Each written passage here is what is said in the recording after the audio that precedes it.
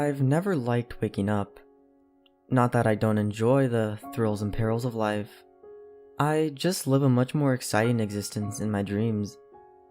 It's kind of sick, but I'm someone who gets bored and likes the darker intricacies of life. It wasn't until middle school, discussing dreams with my peers, that I realized my dreams are different from everyone else's. Kids would talk about dreaming of their favorite TV shows or about a magical land where candy grew from the ground and rain from the heavens. If only I could be so lucky. For my whole life, the entire 22 years, my dreams start with me waking up in a stranger's bed. I have their memories, I know their deepest secrets and their strongest desires. It's never the same experience. Sure, sometimes there are similarities, but I've never woken up as the same person more than once. It's always a new face with new lines and marks and shapes. In every dream, for as long as I can remember, I live someone's last day for them. The death is usually an accident or sickness of some kind. The murderers never fail to throw me off my day. I've died experiencing mass shootings, acts of terrorism, and gruesome, painful torture. The ones that stick with me the most, though, are the suicides. Feeling the things that these people feel, I couldn't describe. The utter disgust with life or with themselves, the feeling of hopelessness and gut-wrenching dread of having to carry on living with this selfish fight-or-die reality. I couldn't tell you about the afterlife, though, only the fear or the calm or the relief of death. My parents thought I was overly imaginative and took me to several facilities and friendly doctors, but nothing ever helped, and I later lied and told them that the dream stopped. Even my twin brother thought I was lying for attention our whole lives, so I let him believe the dreams had stopped too. That was always hard, to have my own family not believe me, but I've never went into depth about it because there was always this nagging feeling that I wasn't supposed to talk about it or intervene after the event. There was one time I looked up the name of the mother who had died, not telling her kids the major family secret of who their real father was, and every effort to contact them wound up with a message not sent error or a dial tone. Last night's dream was a first. I woke up in a familiar room, and for once, I thought I had slept through the night without having to mentally cleanse myself in my morning meditation. The walls were that familiar Easter yellow color. The windows shone a familiar light across the ceiling from the streetlight below. I realized it was still night, not more than an hour after falling asleep, watching some YouTube video or another. But my laptop was gone, and the blanket different than the one I've had since childhood. The unfamiliar long hair that swept across my face is what stuck the realization that it was in fact another day in the life and death of a stranger. That's when it hit. A feeling of misery and hate that I could only imagine an evil dictator ever having felt before. I got up from the bed to see that this room was identical to mine, except for the posters of bands I'd never heard of and laundry strewn about the floor. This person lives in the same dorm as me. I walked to the mirror attached to the closet door located across from the bed, and looking into it, the feeling of unbearable pain struck again, only harder this time. This person, although not ugly in the slightest, had the strongest hatred for their body. Her hair was straight, brown, and swept across her pale face. I brushed the hair from my face, and the image reflected was enough to send me back into my bed frame, which struck my tailbone with enough force to send me tumbling into the pile of dirty laundry. It was my twin brother's girlfriend. The one he planned on proposing to at our graduation.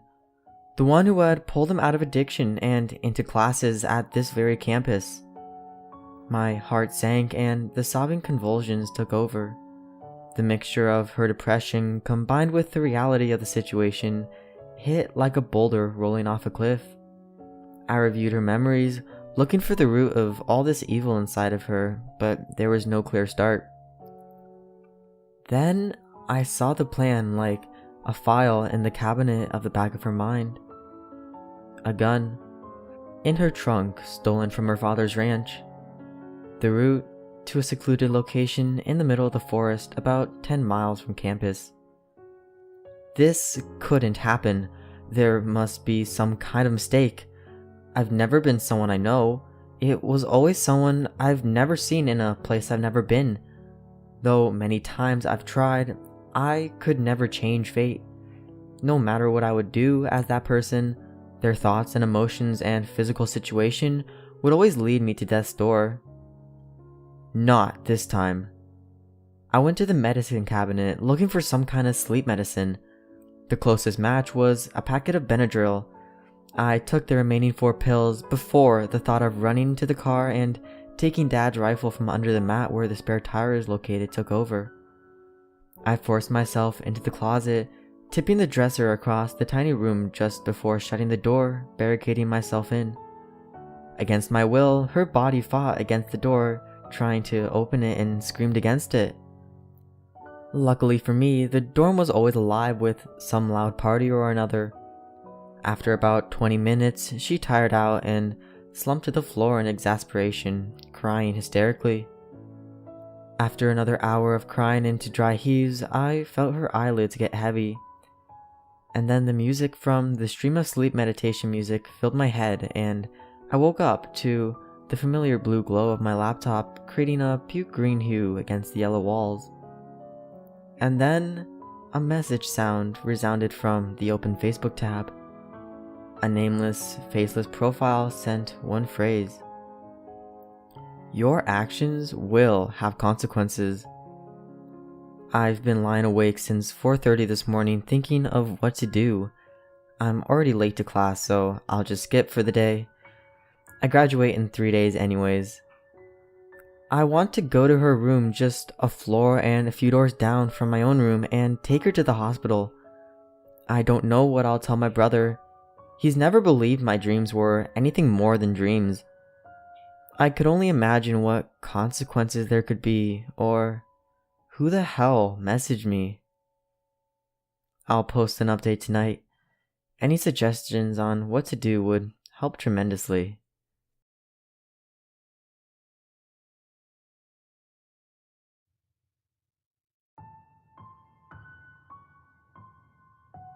Did you know that you can always see your nose, but your brain chooses to ignore it?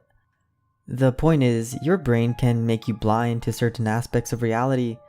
There is a way to see the things your brain ignores, though be warned, what has been seen cannot be unseen.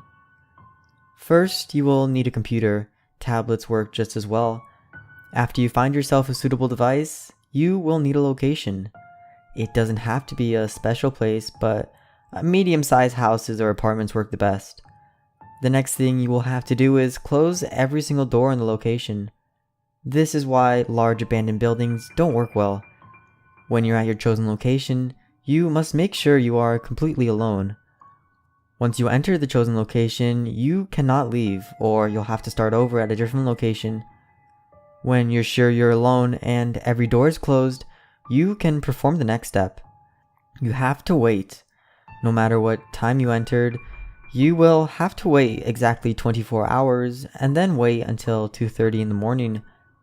You don't have to begin at 2:30, but the ritual will not work anytime before 2:30 and after 4:45.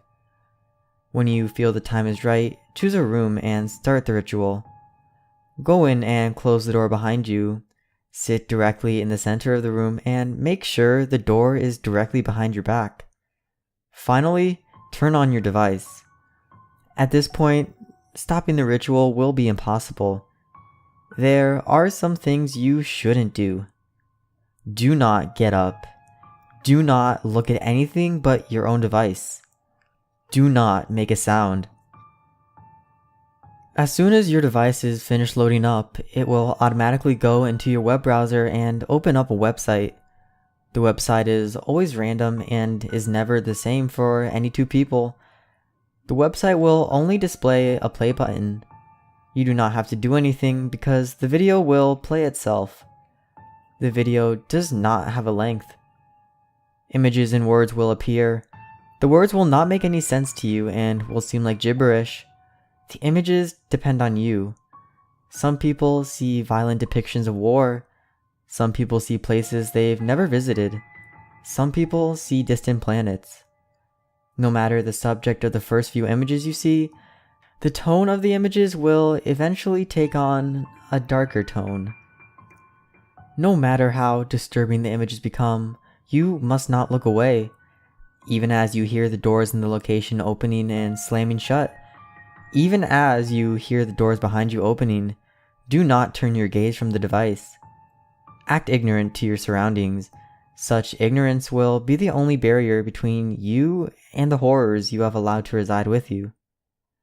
After an undetermined amount of time, the images and words will stop and a live video feed will play.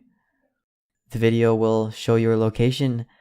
The camera will approach the front door and enter. You will hear the front door open and close. Keep watching the feed. The camera will go throughout the building and every door the camera stops at will open. As the camera makes its way to the room you are currently in, the hair on the back of your neck will stand up. Once again, the door behind you will open and you will feel a strong chill. Your hands will shake as the video shows your back. The video will flash to a demonic caricature of your face. At this point, your eyes will involuntarily shut and you will become immobilized. Footsteps will be heard approaching you. They will stop when they're directly behind you. After an agonizing minute, you will feel a cold, bony hand on your shoulder. You will hear a low rumbling voice speak to you. It will say, "What do you desire most?" This is a trick question, and anything you say will cause you to be disemboweled and force-fed your entrails. The only way to get out of this alive is to answer the question with this statement: I want my eyes to be open. If you have been sincere in your attempt at the ritual, your body will be under your control again and you will be able to open your eyes. When you open your eyes, you will be in your bedroom. You won't be able to remember the location where you performed the ritual, but that doesn't matter anymore.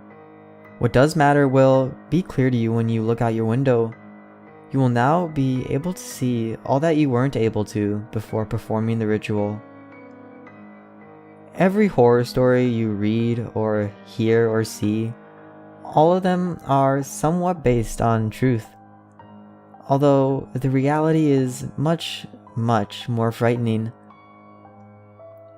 You will now be able to see it all. The stuff of nightmares. Creatures that your brain has been ignoring will be ever so clear. They are the things that go bump in the night. You will be able to tell who else can see, but this is a gift and a curse. They know you can see them now. They feed off your fear. And their hunger is never satisfied.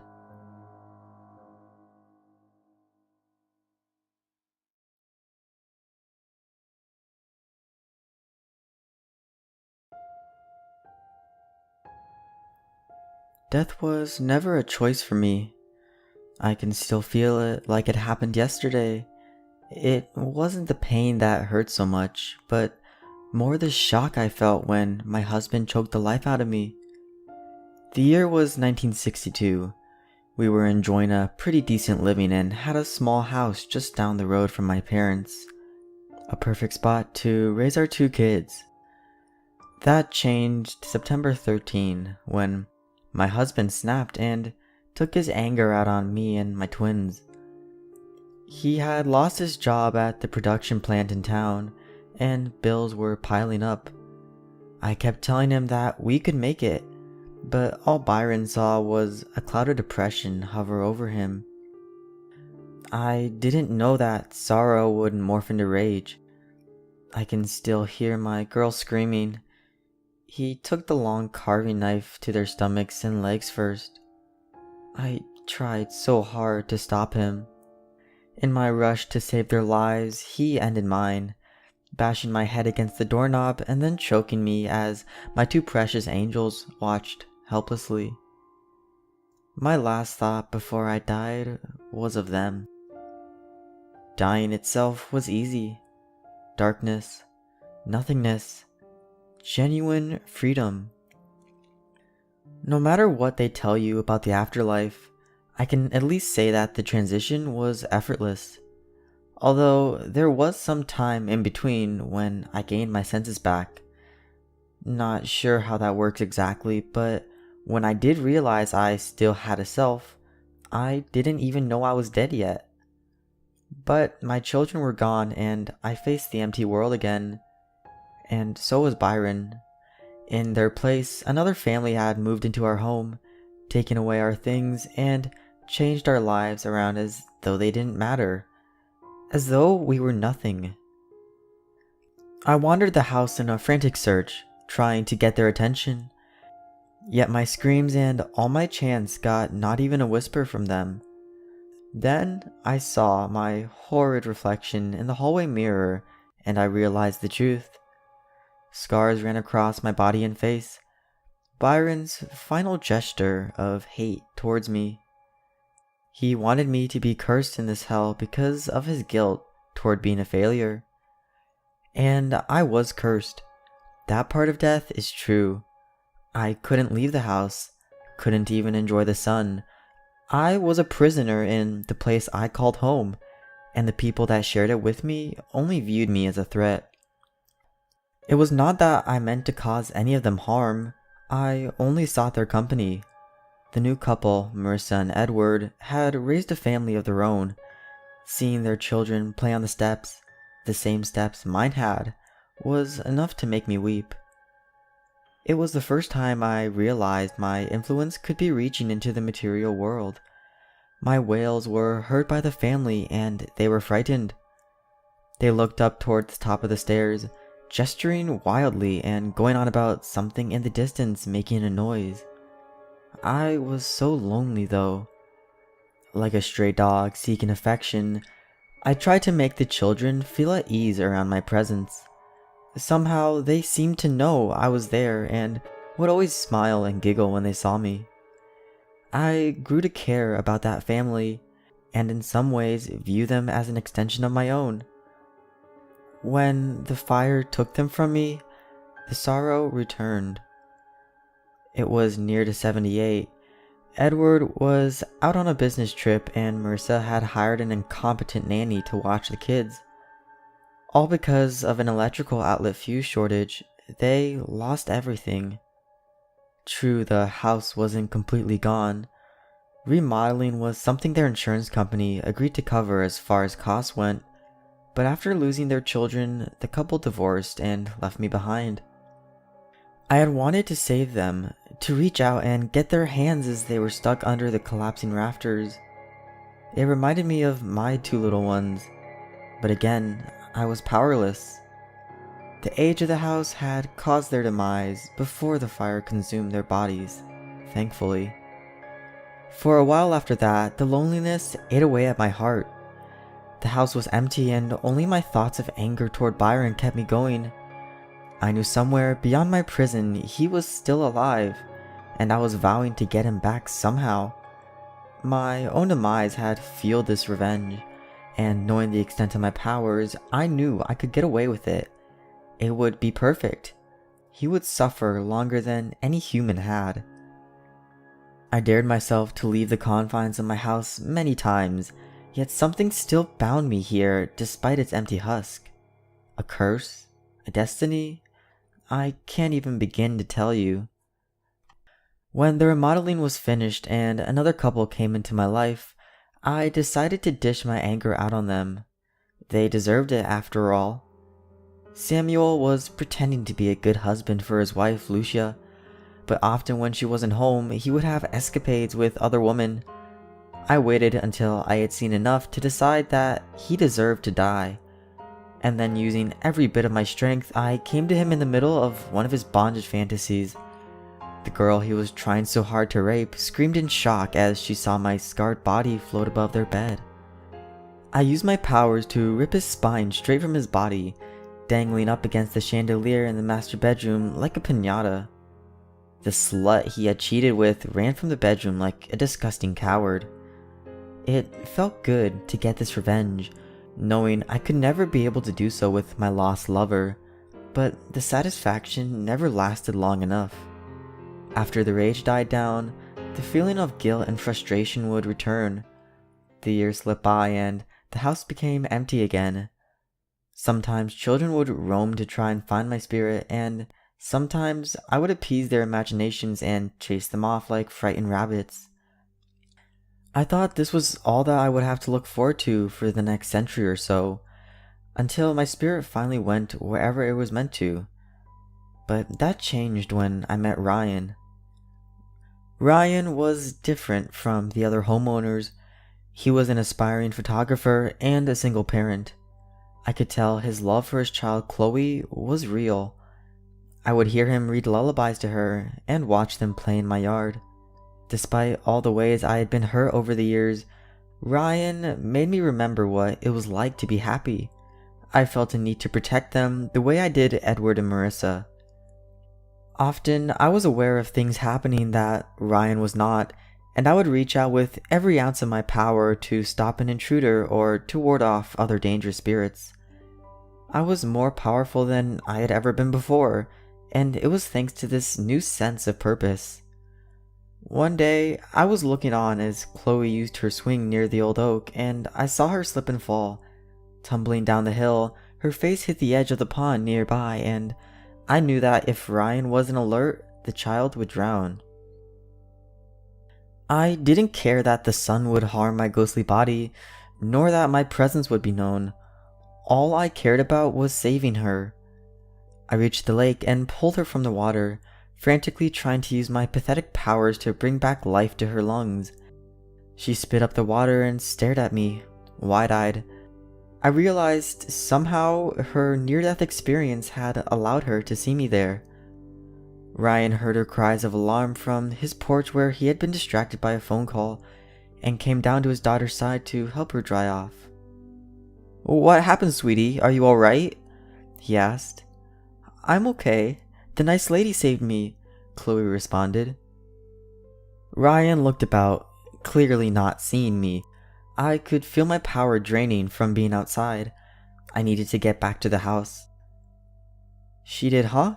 Is she your friend?" Ryan asked. I smiled. He thought I was the figment of this child's imagination. "What's her name?" he asked.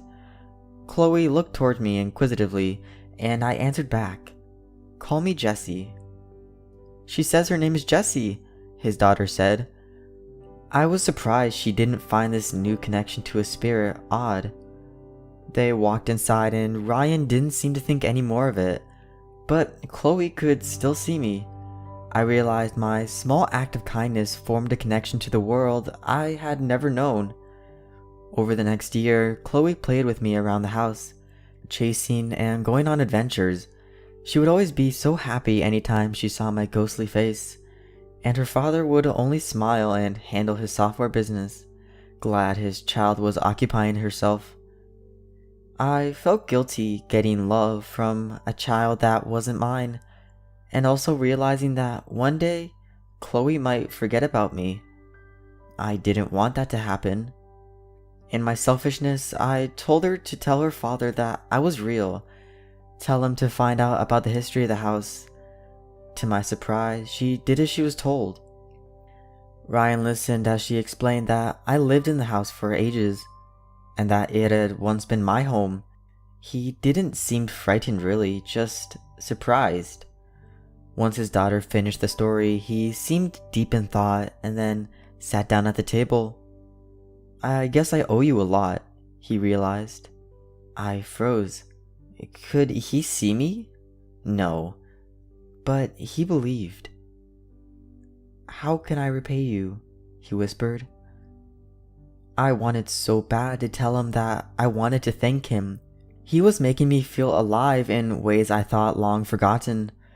Then he seemed to have an idea and ran to his new computer.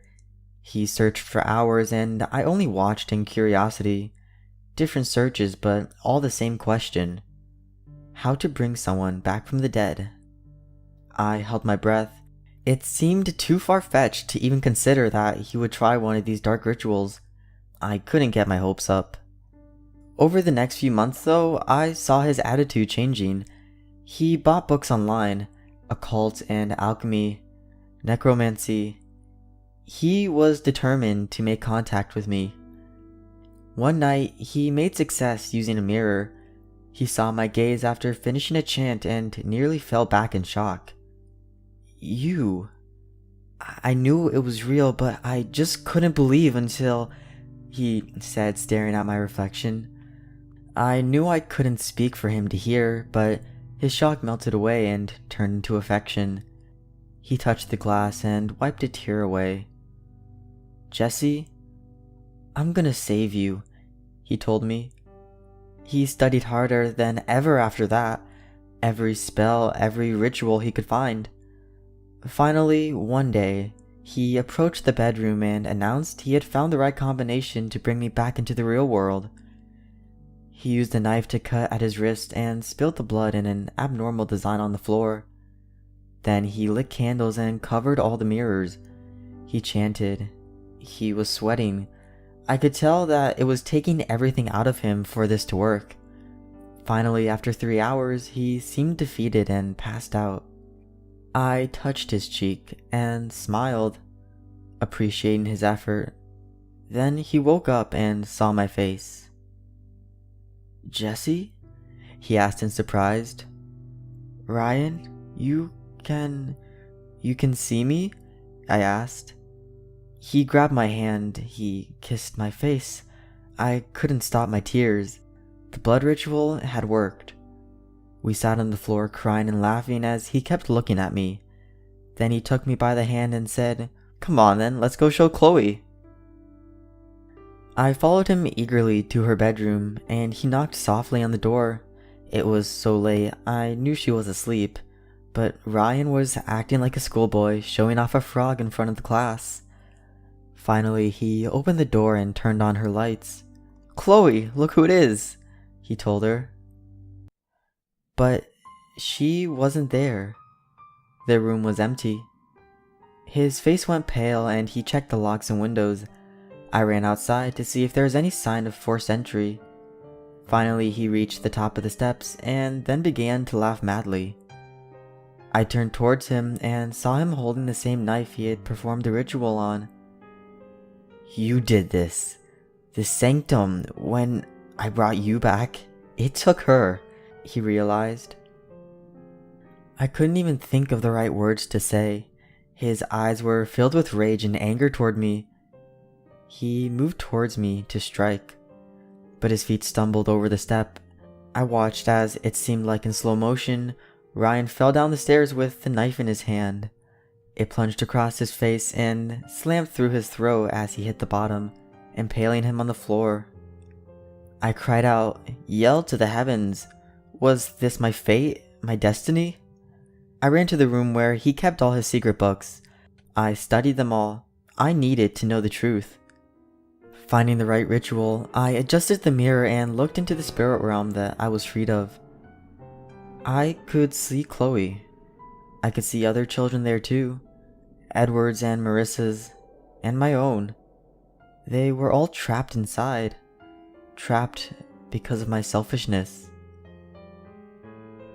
I cleaned up the mess that Ryan had made, and then vowed to set things right. I bought the house off the market and turned it into an orphanage. I studied every single text and script I could find over the next year, and found one not too long ago. The right one that could set matters straight. Then I made a phone call. It was a breezy May morning when the man who was interested in purchasing the orphanage came. I was dressed in some slacks and a white blouse, smiling as his Buick drove up the side of the hill. His wrinkled features and relaxed expression told me that he didn't recognize me, and I invited him inside to get some tea. The man didn't even object to the fact that there were no children inside. We sat down in the study and he told me about himself, as though I didn't already know. Lived across the whole United States like a vagabond back in the day. Just me, myself, and I. He laughed as he finished the tea.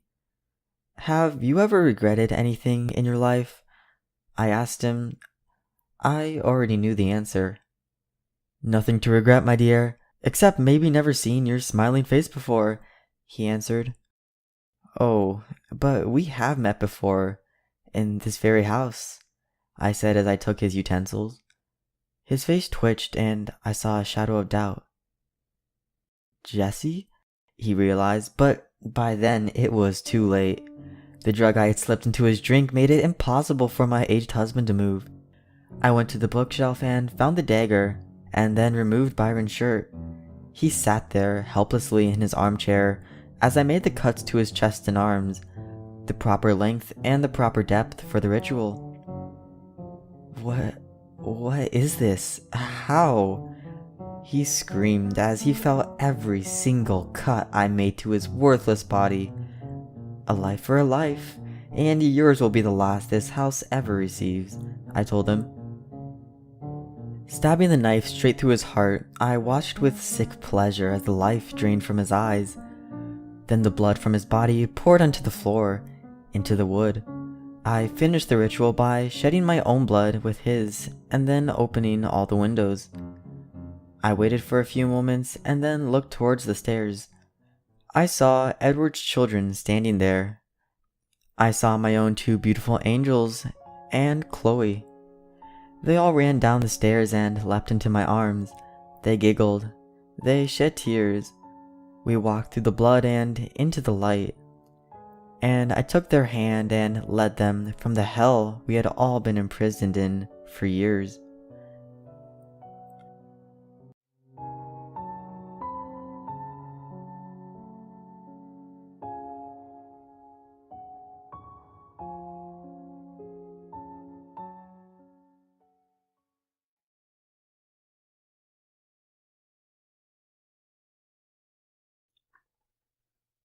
June 18.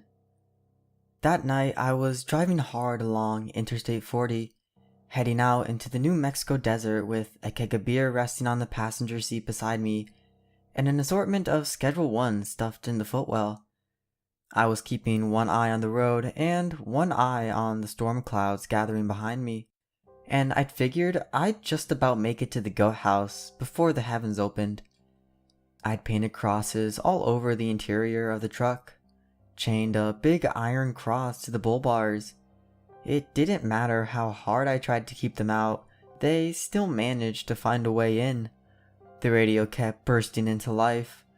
Garbled voices, mangled sentences, back to front vocabulary, and way back there in the distance, the sound of a woman's voice singing Ba Ba Black Sheep. It was the sound of the swarm. The end times are here, my friends. Hallelujah.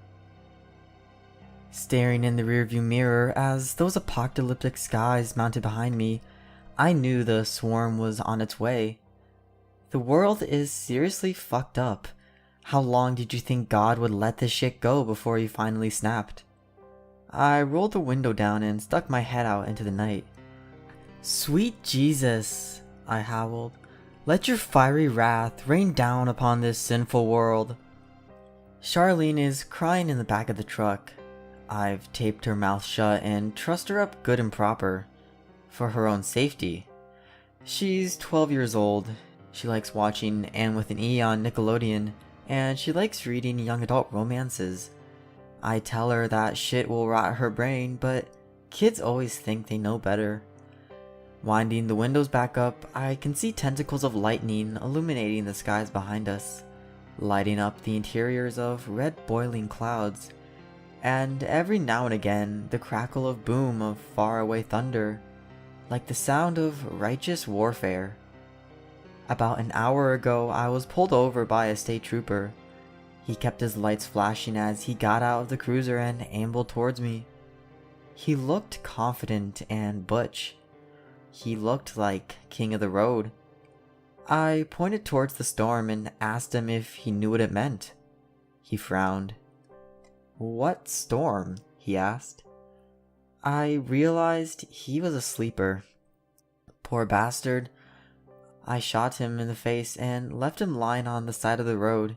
He was still twitching when I drove away. I arrived at the goat house around 10 past midnight, leaving the road about 45 minutes earlier and striking out across endless miles of flat desert. The four-wheeler could handle the terrain, but only just.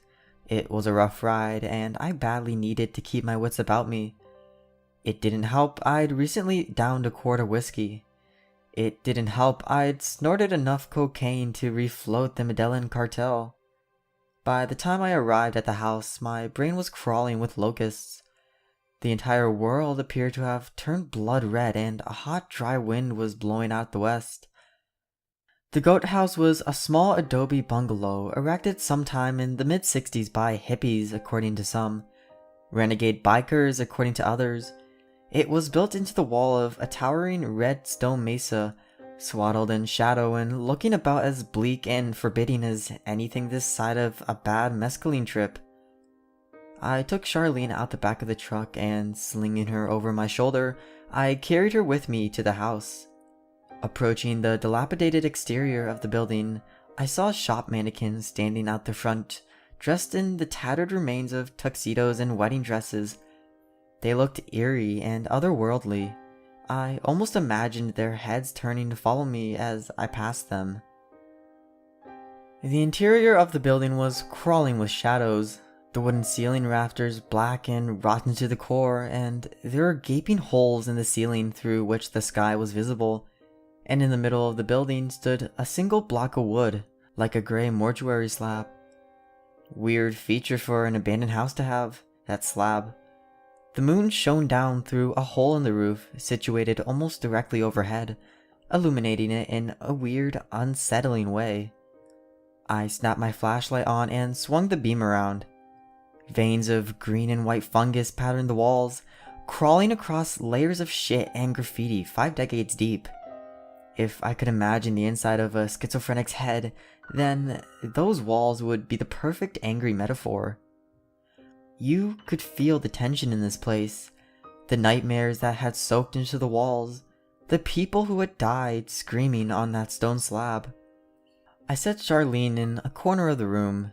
She looked terrified. "Don't cry, baby," I told her. "We made it. We're here, just like I said. Didn't I say? Didn't I tell you we'd make it?"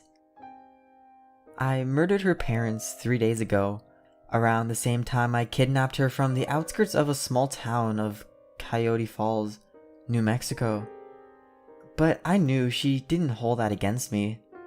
Her parents were sleepers. I had woken them to the coming glory.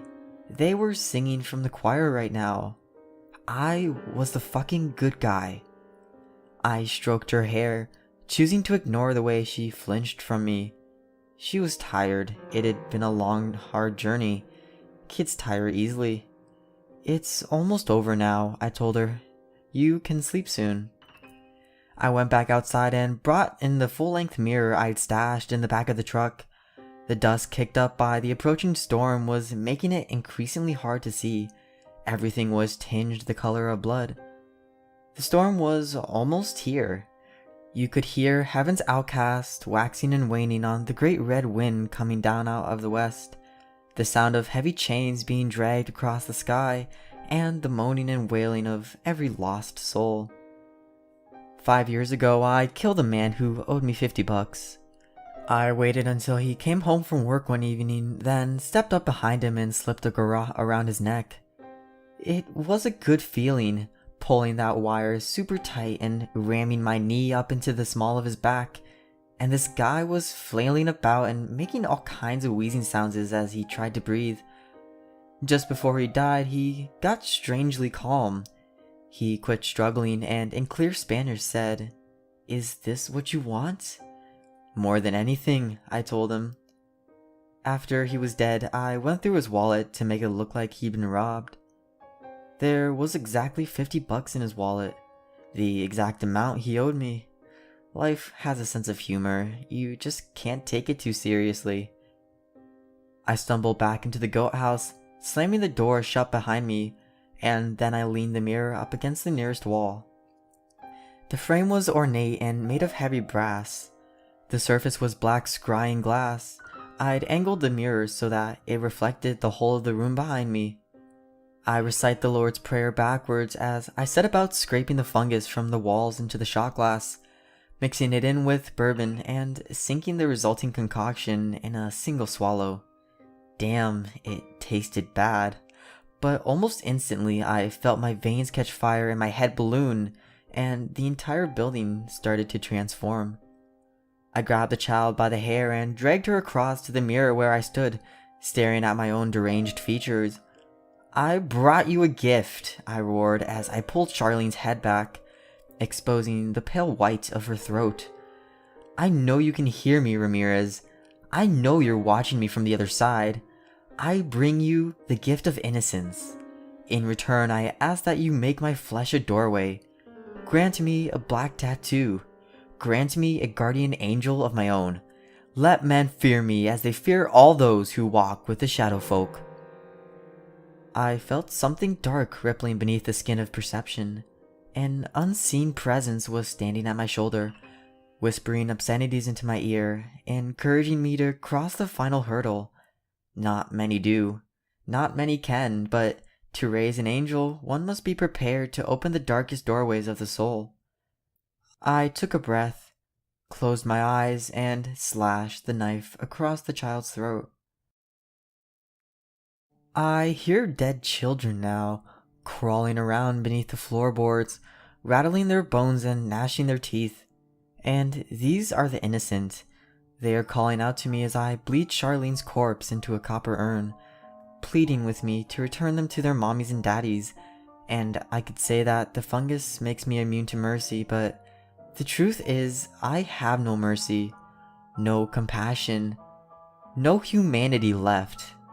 The orphanage took everything from me, except my faith in the ever after. I smear some of the child's blood across the walls, voices whispering in the darkest corners of the room, the sound of furtive motion like animals scuttling around in the gloom, things roused by the proximity of suffering, by the murder of innocence. I get down on my hands and kneel and crawl backwards across the room. "Our Father who art in filth, hallowed be thy name." I stared into the black mirror. The room reflected in the mirror wasn't the same room I saw around me. In the reflected room there were cadavers and mummified skulls hanging from the rafters, strips of animal flesh still clinging to the bone. There were shelves lining the walls, stacked with the shrunken head of dogs, goats, cattle, and mountain cats, and snakeskin carpeted to the floor. And right at the back of the room there was a set of stairs leading to an upstairs floor that didn't exist in the real world. A sickly green light was spilling down those stairs. I stared at that light in the mirror. I felt a thrill of dread creep along the nuggets of my spine. I'd broken through to the other side. I'd torn down the veil between this world and the next.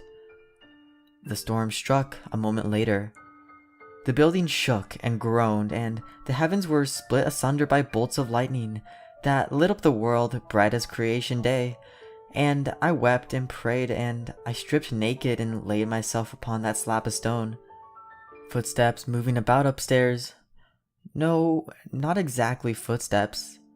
More like the sound of cloven hooves, accompanied by the faint bleating of goats or sheep. But there was no upstairs. And then I'd hear the sound of a man groaning in pain, the sound of children whispering and giggling, and the woman singing "Ba Ba Black Sheep," her voice crackling and tinny and far away. As I lay there, I heard the dreadful sound of those hooves descending the stairs that didn't exist. Instantly I opened my eyes and saw a weird light playing against the walls of the room. It was the fungus I had imbibed. My body was burning, my head reeling, and there was an ugly twisted voice whispering into my ear. I stared across at the mirror. A black-robed figure was shuffling down those phantom stairs, moving step by laborious step, its head covered in a cowl that looked like lace, that looked like dried snakeskin. My heart gave a painful spasm in my chest. I had succeeded. Despite the inconceivable odds, I had conjured the sorcerer, Ramirez Barbaro, the infamous goat man of 19th century Spanish-American lore. Through the spilling of a child's blood, I had managed to open a doorway between worlds. I clenched my fist as the sound of hooves crossed the room towards me, and moments later I felt cold fingers caressing the skin of my back, and I shuddered as a voice whispered in Spanish, "Is this what you want?" "Yes," I stammered. It is what I want." I continued to stare into the mirror. The figure was standing over me, its face lost in shadow, and even as I watched, it leaned sideways and dipped a long black nail into the blood I'd gathered in the copper urn. Then, straightening up, it drove that nail into my back. I screamed in unbelievable pain, and in that moment, every black vision crashed through my skull. I saw albino snakes wriggling out of the vacant eye sockets of half-buried skulls. I saw corpses stripped of flesh and hanging upside down in the forest, and all the trees were white and ashy looking. I saw a woman trying on the faces of dead men, laughing as she peered through their eye holes. "Is this what you want?" she asked me. Entire towns obliterated by enormous tornadoes, roofs torn upwards, walls collapsing, nothing will be spared. And November's so black they cast a shadow over the rest of the year. And grinning, that woman, that fucking woman, her grin a mile wide, and it's like a knife plunging into my heart. And I realize that all the faces she's trying on are the faces of people I've killed. And the pain is beyond measure. The doorway to hell had been opened. The ordeal lasted all that night. The pain, unimaginable. The visions. I drank to numb the pain, but it only heightened the visions. She was grinning at me. "Is this what you want?" she hissed. In the morning, I woke alone. The goat house was empty. At some point during the night, the storm had passed, leaving the earth smelling of gunpowder. I cried out as I got up off the slab. The ache in my back was excruciating. And grabbing a half-empty bottle of tequila, I downed a swallow and beat my fist repeatedly against my skull. My jaw set in a terminal grin. I realized I couldn't stop grinning. It was all a fucking joke. Everything. Everyone. I staggered towards the mirror and twisted so I could see my back. There she was, my guardian angel, tattooed into my back and still bleeding.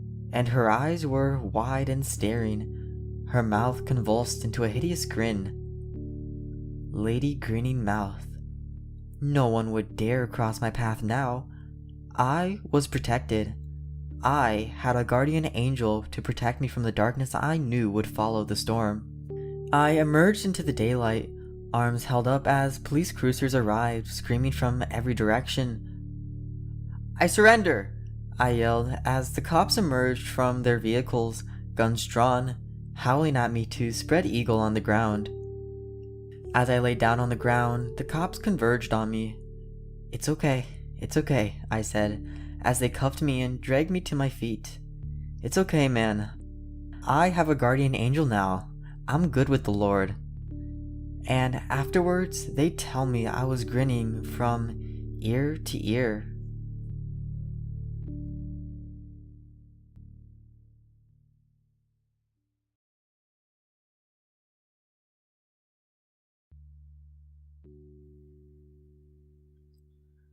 I call myself a collector of sorrows.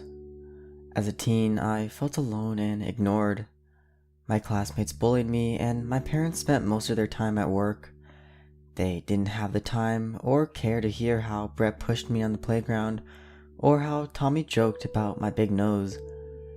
After a while, I decided no one would help me, but I didn't want anyone else to feel neglected.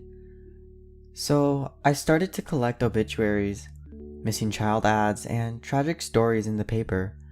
While I pored over grisly murders and tragic accidents, I copied the victims' names and faces to my memory. Others would forget about them, but I would remember. If just one person remembered, then they could find the peace I could not. Needless to say, my hobby didn't gain me many friends. On a couple of occasions, the other students found my stash of tragedies. When they did, they tore it apart or burned it. Then they'd beat me up for the fun of it. But eventually, the bullies forgot about me. By the time I graduated, there was no one left to judge me. Even afterwards, I avoided people and people avoided me. I took a boring desk job at an accounting firm where each of us enjoyed the privacy of a small cubicle. The only time I ever talked to someone was when I refilled my bottle at the water cooler. From time to time, I consulted with my boss, Julie. She was tolerable. When I took the accounting job, I moved to an isolated home in a rural town called Harriston. Like many country homes, mine sat on acres and acres of land. My closest neighbor, if you could call him that, lived 5 miles down the road. Most of my property sat wrapped in a vast pine forest. Old trails snaked throughout the woodlands. Many of them lead to small lakes and ponds, while others circled back around themselves. Even recluses needed fresh air, so I walked them whenever I could. Having grown up in an urban neighborhood outside of Chicago, I was accustomed to reading about car crashes, drug overdoses, and gang violence from time to time. When I moved to the country, I expected a new set of tragedies, but I found something different altogether. Over the years, I recorded many instances of missing children. Most had wandered into the woods, lost their way, and never made it out. When they were found, if they were found, their corpses were days old. The forest critters had picked apart their bodies almost beyond recognition. In one graphic photo released by the police, a girl's throat was ripped out and her head was turned completely around. Probably the work of a local grizzly bear. Foul play was almost never expected. If any of the children had been murdered, the police had no suspects. After all, family was everything in Harriston. Since neighbors were few and far, the townsfolk spent most of their time almost exclusively with family. To murder a family member was unnatural and unthinkable. In my first 4 years in Harriston, there were just 2 confirmed murders. On September 2, 2012, a man shot his brother after several beers and a heated discussion about who contributed more work to the farm. On January 7, 2016, a man broke his sister's neck to take her share of their father's inheritance. The man denied everything. Evidence was scant, but the jury convicted him anyways. He spent the rest of his life in a state prison. The most interesting report came in the summer of 2016. This time, a grown woman, Angela Witten, went missing. Her husband said she went for a morning run in the forest and never came out.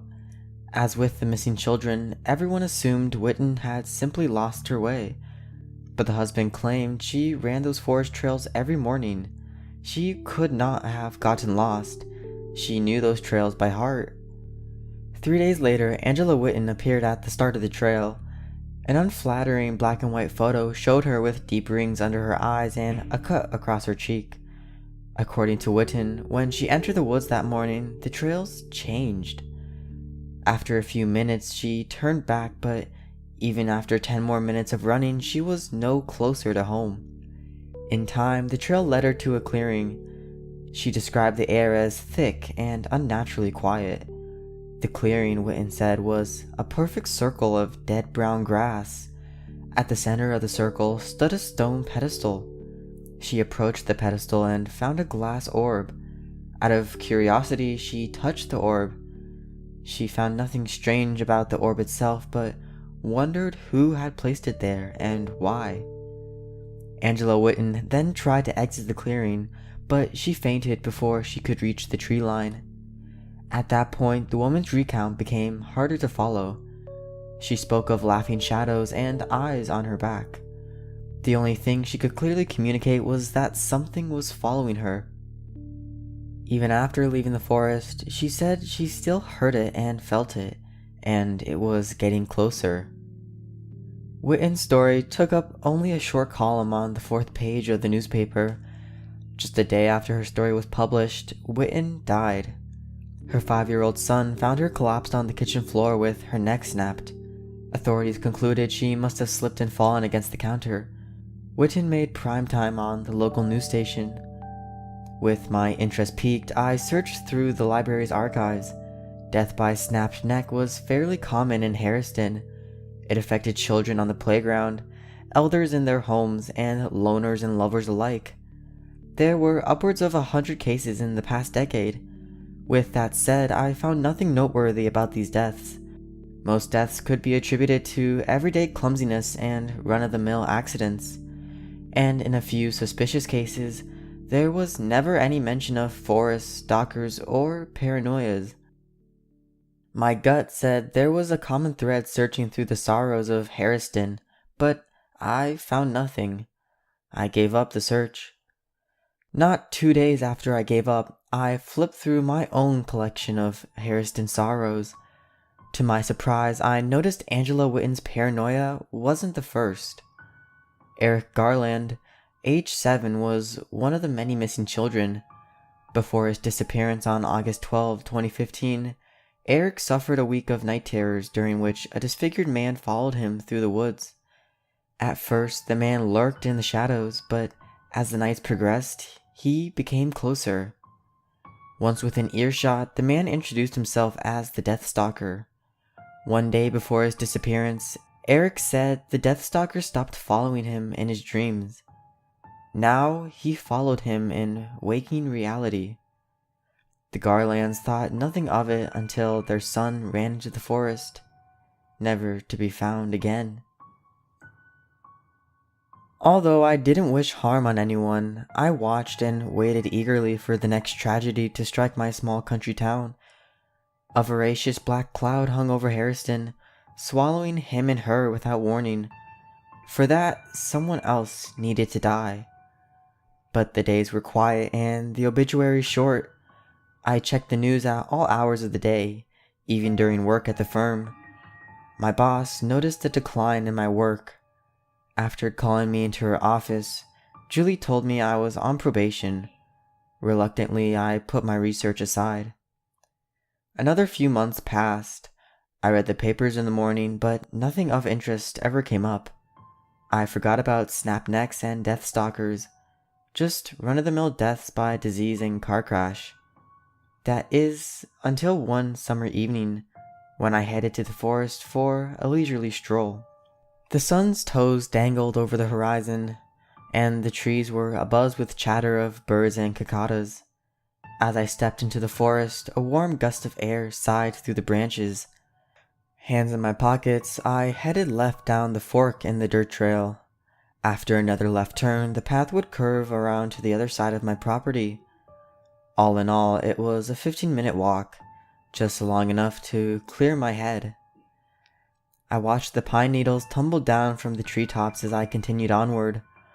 All around me, crows cawed from the canopy. Though I searched for them, I could not see a single feather. Having given up on the search, I took my final left turn. At once, the crows quieted. I heard neither their shrill squawks nor the flutter of their black wings. The gentle wind had died.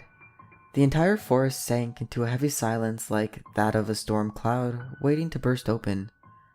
Ahead of me, their familiar pinewood grew increasingly unfamiliar. Twisted, knotted branches blotted out the sun. Twilight lay across my path. I turned back. Perhaps I had taken the wrong fork in the road, but there was no fork in the road. I jogged several paces, but I found no sign of it. I had no choice but to follow the path where it led me. I laughed a short, uneasy laugh. It's a joke, I told myself. It's all a joke. But who or what was playing it on me? Without sun, time became impossible to tell. For all I knew, time hadn't moved at all. Regardless of how many steps I took, the trees all looked alike. And yet at some point, cobwebs descended over the pine trees. They sucked the trees dry until their needles browned and dropped to the floor. Not knowing why, I hurried down the path, faster and faster. Soon a cool sweat spread over my body. Just as I began to pant, I ran face first into a spiderweb. I stopped to rub the sticky thread out of my eyes and spit out a strand that slipped into my mouth. When I opened my eyes, the forest had fallen away. The tree line broke and the grass died. Before me lay a perfect circle devoid of all life. At the center stood a stone pedestal, and on it, a black ball carved from glass. I could not believe my eyes. I snapped a picture with my phone just to be sure, but the photo showed me the exact same clearing. Maybe Angela Witten wasn't crazy, I thought. My legs pulled me forward as if of their own accord. The closer I approached the pedestal, the greater my curiosity grew. I ached to touch the orb, though I could not say why. Before I could stop myself, the orb filled my hands. I brought it to my face until I could see my pale face on its polished surface. Yet, as I stared deeper into the glass, I became aware of something else. A dark figure with great saucer eyes. Just as I noticed it, the figure smiled a sharp, crooked smile. At once I dropped the orb. It made no sound as it hit the ground, and when I blinked, the sphere reappeared atop the pedestal. My heart leapt into my chest. Once again I ran. All around me the trees snickered and the sky darkened. I looked up in search of the sun. To my surprise, it sat on the horizon just as when I entered the forest. The sky had not darkened at all, but my vision had. I sprinted towards the trees while the sinister cackle echoed around me. A dark veil smothered my sight. I fell. Cold, hungry, and scared. I woke up at the start of the trail. Dusk was slowly sinking into night. I brushed the dirt from my shoulders and inspected a long gash along my right shin. I can't recall how I got it. I glanced down the forest path. The wind roared through the trees. Far back on the edge of my vision, a silhouette swayed behind the thin cedar. I blinked, and then it was gone. A figment of my imagination, I said. But I didn't stick around to find out. I scurried home and locked the door. Without hesitation, I ran into the shower to drown my thoughts. I thought the shower would calm my nerves. Instead, I felt weak and vulnerable. As the hot water cascaded over my head, I didn't dare open my eyes. And no matter how hot I turned up the water, a cold shiver still ached in my bones. When I finished showering, I dried myself off and retreated to bed. I pulled the covers tight over my body as the wind picked up outside. Tree branches scraped against the window, and the floors creaked. On top of that, my heart pounded in my ear. Sleep did not come easy, but it did come. Before long, the dark night passed onto a dark, cloudy day. The memory of the forest clearing echoed in my drowsy morning thoughts, but I dismissed it as a dream and carried on. Then I made my breakfast, got dressed for work, and headed for the door. But just as I grabbed the doorknob, I had a thought. I took out my phone and opened up my photos. It was there. I hadn't imagined it. The desolate clearing with the stone column and glass orb. I zoomed in on the column. Although I hadn't noticed it earlier, there were runes covered into its surface. I couldn't guess their origin. They looked ancient and inhuman. As I inspected the runes, I spotted a shape crouched behind the withered trees. Shriveled and slate gray, the shape stretched a long claw from out of the brush. A thin slit of a mouth stretched all the way across its scarred face, and its eyes were hollow and hungry. A door slammed deep within the house. "Hello?" I called. A low grumble resonated down the hall. Before the noise could draw any closer, I sprinted out the door, got in my car, and drove away as fast as I could. Although a braver man would have investigated the noise, I didn't even want to think about it. As it was, I could barely keep the creature's marred complexion out of my thoughts, and its ravenous eyes. No matter where I went, I could feel their gaze wash over my skin. I sped down the twisted country roads until the dense forest gave way to rolling pastures and by the short wooded fences. On most days, farmers tilled the land, but the sky was swollen with billowing black clouds, and the wind raged through the tall grass. Rain threatened to fall at any moment. The fields were empty. The roads were as well. Thunder crackled in the clouds. I glanced up as lightning sparked across the sky. I followed its path over the field. It disappeared, but as soon as it did, another rushed to take its place. All the world lit in a flash of white, all but a single black shape that stood far off in my periphery. At first, the shape didn't register. I drove another few seconds before I'd realized what I'd seen. When I glanced over, the Deathstalker stood at the fence, grinning wildly. Its head cocked to an impossible angle and its mouth spread wide to reveal a razor-sharp smile. The tires squealed and spit dirt as I floored it. The figure followed me just beyond the border of my sight. I could feel him like a scar seared into my every waking moment. Somehow I sensed him closer to me as if he were running beside the car. For the remainder of the drive, I looked ahead and nowhere else. Whatever lurked in the periphery, I would not look. People, cars, or creatures, it didn't matter. I barreled forward, horns blared, men swore. I didn't care. I pulled into the office parking lot. Eyes down, I scrambled out of my car and hightailed it to the door. My hand was already on the handle when I heard someone call out for me. "Wait," they said. "Hold the door open, please." Naturally, I turned. A rotund man stumbled forward with a stack of boxes in his arms. His face was red from exertion, and a shadow loomed over his head and shoulders. But the shadow was not a shadow.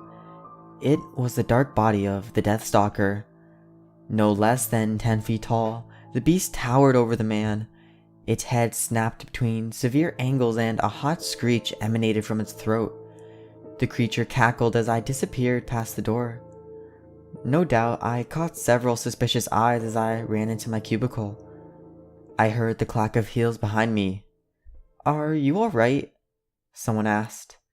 I did not turn to look, but I recognized her voice. It was Julie. "I'm fine," I said in some short, sour words. "You scared some of the others by running in here like that." "I'm fine," I repeated. "Really? Because if I'm being honest, you don't look fine." She circled around me, but I still would not look up. "Your eyes look hollow." "Julie, I'm fine," I said. "I just want to work. I'm fine." Without another word, Julie and her heels clacked back down the hall. True to my word, I wanted to work and nothing else. In fact, that's all I did. I didn't take a break for food or water or even to walk around. Absorbed in my work, I completely forgot about the events of the morning. When the day was done, I stood up on shaky legs and walked to the door without a worry. Rain had finally begun to fall. It poured down in a constant onslaught of cool, heavy rain. Since I didn't bring an umbrella, I stopped just before the door.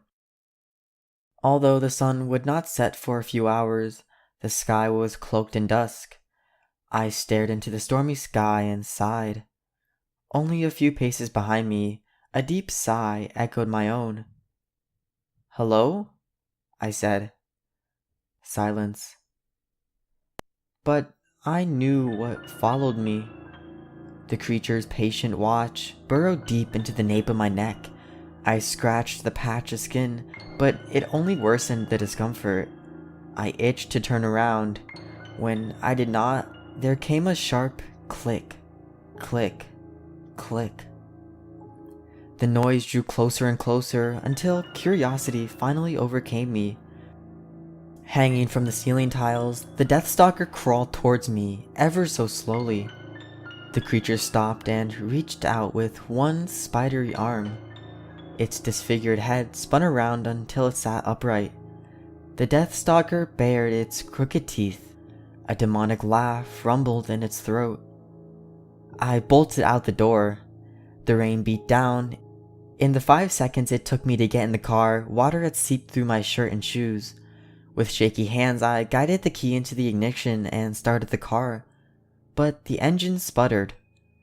The car was only a year old. Not once had it ever failed to start. "Come on, come on, come on," I said, trying the engine again.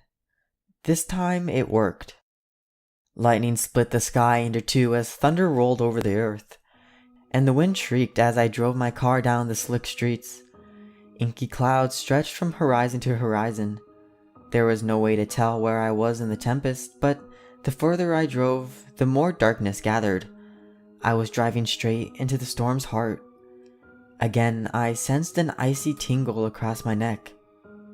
The wind quieted to a hush. My headlights flickered. Look at me. I heard in a raspy voice. Look at me.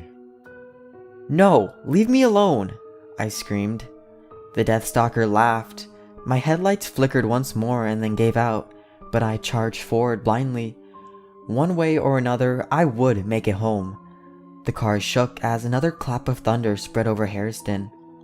I squinted into the dodged blackness. At once, the headlights flashed back to life. The light shone on the hulking figure of the Deathstalker. Arms spread, legs steady. He stared down my car. I clenched my eyes shut and prepared for the collision, but there was nothing. When I opened my eyes, there was only open air. By the time I reached home, the storm had subsided. Silence lay over the house. It comforted me and frightened me all at the same time. A twitch ran up my spine. "You just need sleep," I said as I entered my bedroom and closed the door behind me. "Sleep, just sleep, that's all you need. Just need some sleep." I kicked off my shoes and pulled back the covers. Just then, the door creaked open and slammed shut. I froze in place. The floorboards groaned from the thud of heavy feet. When the footsteps stopped, a wash of hot breath sprayed over my shoulders. It reeked of curdled milk and meat left to rot in the summer sun. 2 gray limbs surrounded me on both sides of my periphery. Look at me. The Deathstalker said. Look at me. It repeated that same phrase for over a minute. At any second, I expected its claws to wrap around my neck, but it only told me to look at it. When I did not obey, the creature gave up. Once again, an eerie quiet lingered through the house. For another minute, I stood still as stone. Nothing happened. I was safe at last. Out of habit, I turned to close the door for the night. The Deathstalker grabbed my head in its claws and pulled me towards its ashen face. Its eyes bored into mine. It loosed a blood-curdling scream that knocked me unconscious. Much to my surprise, I woke up. My back ached from the night on the floor, but my neck was in perfect condition. That was more than most could say after meeting the Deathstalker. But I did not consider myself lucky. If the Deathstalker left me to live, there was a reason. The only explanation I could think of was that the creature was toying with me. Even though I had woken up, I would not open my eyes. If I did, I knew what I would see. Springs groaned as the bed rocked, but I was not on the bed. Something had jumped on top. The sheets rustled as it crawled towards me. When the rustling stopped, there came a hoarse sigh. My hair danced as a puff of rancid air flowed down upon my head. Look at me. A gravelly voice said. It was so close, I could almost taste the creature's words on my lips. Look at me. No, I said. The more I looked, the closer the Deathstalker came. If I looked this time, I would not survive. But my eyelids fluttered with anxious desire, my spine shuddered, and my blood itched. The Deathstalker must have sensed my pain. It snickered to itself and scraped its claws against each other. They screeched with the sound of steel on steel. Look at me, It said again. I clenched my eyes shut and curled into a fetal position. No, I said, squeezing myself tighter and tighter. No, I said again and again until tears dripped down my cheeks. Now the Deathstalker's laughter echoed all around me. It rang in my ears and trembled in my bones. Somehow I knew the only way to end it was to open my eyes. However, in the end, my judgment suppressed my curiosity. I locked my head between my knees and never once opened my eyes. The Deathstalker called to me for hours. Its massive feet thud around me as it paced to and fro. When I did not answer, it grumbled and snorted. After 2 hours, the room fell dead quiet, and the stench of the creature's rotten breath dissipated. No longer did I feel a rattle in my bones or a fever in my veins. Even so, I would not relax. Just because a little tension had evaporated from the room didn't mean I was safe. It was just another ploy for the Deathstalker to get its hands around my neck. So the entire day I spent wrapped around my knees. I did not move, not for food or even the bathroom. The phone rang, presumably from work. After a neurotic day at work, I had disappeared. Julie would want answers, but she could wait. The day passed on. Minutes passed as hours and hours as decades. At some point, I passed out from exhaustion. Once again, I woke up on the floor. My back throbbed and my neck was stiff, but thankfully still intact.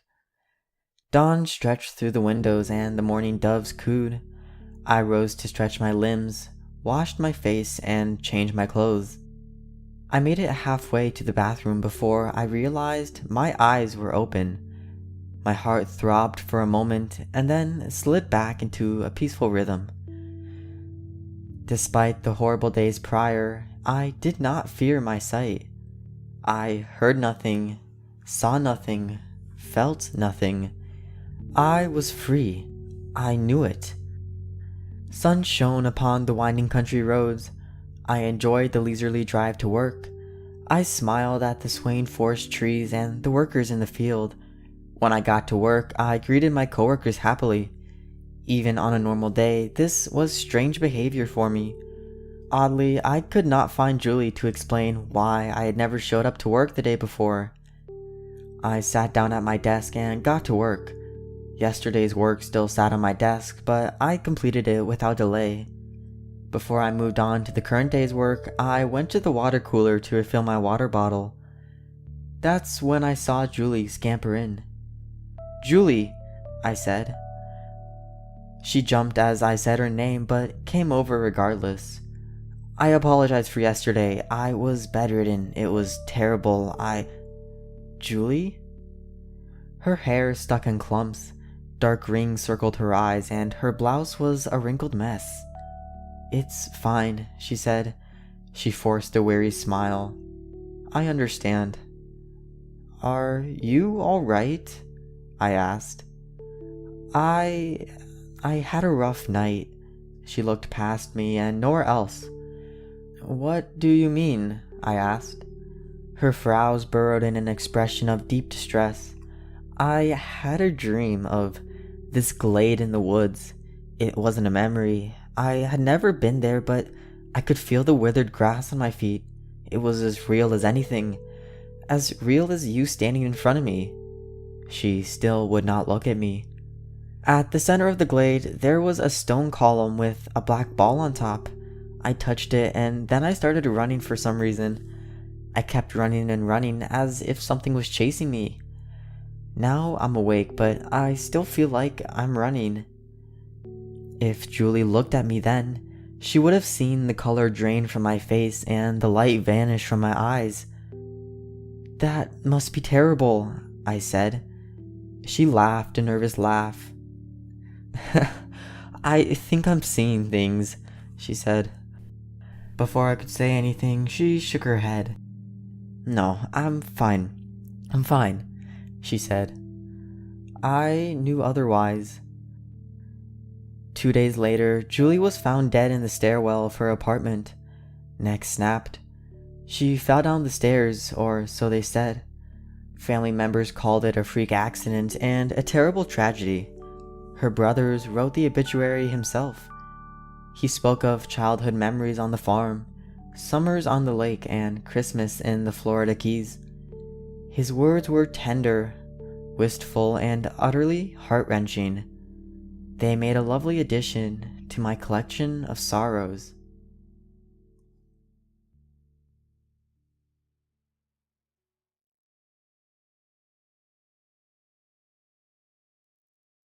Riley moved to our backwoods town in the middle of sophomore year. He was a skittish kid, small for our age, so he very quickly became the target of some good-natured teasing. He jumped every time someone got too close or raised their voice too loud near him, scampering away like a rabbit after a car backfired. I was a loner myself, much more into video games than social interaction, but I took pity when I saw Riley sitting alone in the cafeteria for the third day in a row and decided to share his empty table. He winced when I let my tray loudly clatter onto the plastic surface, but regained his composure quickly and introduced himself. Yeah, I know who you are, I hand-waved, telling him my name in return. I started talking to him about the video game I was currently engrossed in, and he responded with a similar level of enthusiasm. We got along easily, our conversation straying into me explaining the different social groups and weird quirks of our school. Hey, tell me something, man, he asked once I finished explaining our ridiculous mascot. Leaning across the table and lowering his voice under the din of the cafeteria's background noise. Do they beat up the new kid here? His blue eyes were wide, his expression gravely serious. I snorted and chugged the last of my chocolate milk, crumbling the carton in my fists. Nah, dude, they'll leave you alone by the end of the week. Besides, the jocks care more about hazing new recruits, so unless you go out for the team, you're safe. My eyes gave his skinny form a once-over. His clothes looked about 3 sizes too big, sleeves that looked as though they could serve as neck holes swallowing his small wrists. I meant it to be subtle, but my teenage self hadn't yet mastered that art. Riley shook his head. Nah, I'm not exactly athletic, he answered, a small grin on his face. More of a toothpick. I laughed at that, and from then on, Riley and I were buddies. We shared a table at lunch every day, and sometimes he would come over and we would co-op on games or just order pizza and watch bad TV. Those were the good times. Our friendship was easy and effortless. I found myself enjoying not spending all my time staring at a screen by myself. But good things never last. And the trouble came in the spring when swimming classes began. Riley had always been shy about changing in the locker rooms. He had gotten mercilessly teased for always doing it in the stall, but eventually the novelty of that taunt wore off and he was left alone. But on swimming day, when he showed up with notes from his doctor and his mom, no one could ignore the way the coach's eyebrows crinkled as he examined the paperwork. He nodded, seemingly accepting the excuses, and Riley trudged over to a bench by the pool, plopping down his bag and leaning tiredly against the tile behind him. Hey Riley, you allergic to water or some shit? That why you stink so bad? Josh, one of the douchier athletes, splashed water on Riley's sneakers. Screw off, Riley muttered back. Earning him 10 push-ups from the coach for foul language, he did them silently before resuming his spot on the bench, closing his eyes and ignoring the teasing. Dude, what was up with gym today? Are you sick or something? I asked as we sat down for lunch, my hair still dripping from last period's lesson. Riley poked at his spaghetti but didn't make an effort to actually get any onto his fork. I can't do swimming. I kept staring pointedly at him until he looked up and dropped his plastic utensil. He sighed and gave me a resigned response, eyes cast down at his sauce-covered tray. Look, it's a gross skin thing I don't want to talk about. It's why I moved schools. I took a bite of meatball and chewed as I thought about how I had never seen Riley change, how no one had, not even a peek, and reasoned that a nasty skin problem would be a good reason to keep so private. Riley was staring at me now, waiting for a response. I swallowed. Fair enough, dude. Sucks though. He nodded and changed the topic to making weekend plans to see a movie, and I let the conversation veer into that direction instead. I didn't want to pry, and to be honest, I didn't really want to hear the gory details about whatever was going on underneath those baggy clothes. Gym class was 3 times a week, Monday, Wednesday, and Friday. Wednesday's class passed without any more incident than the same jeers Riley had gotten on Monday, but he ignored them entirely. But on Friday, shit hit the fan. The class was normal enough, but it was obvious that the 4 jocks who had continued to make fun of Riley weren't enjoying his ability to tune out their taunts. As of Friday, the coach had decided to drag an old-school, non-electric exercise bike into the pool area, not wanting to give Riley a free pass on not doing any physical activity. This meant that Riley had to change out of his gym clothes in the locker room after class was over. And it was this fact that ruined everything. Riley was holding his regular clothes as he walked over to the stalls, only to be stopped by Josh stepping directly in front of him.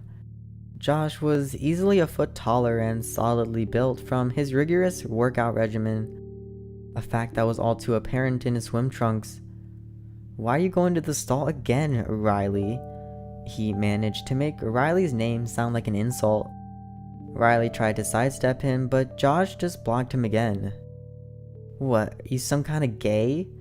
Josh got closer to Riley, pushing his face in close. "I bet you need the stall cause you get a hard-on from watching us change. Isn't that right, boys?"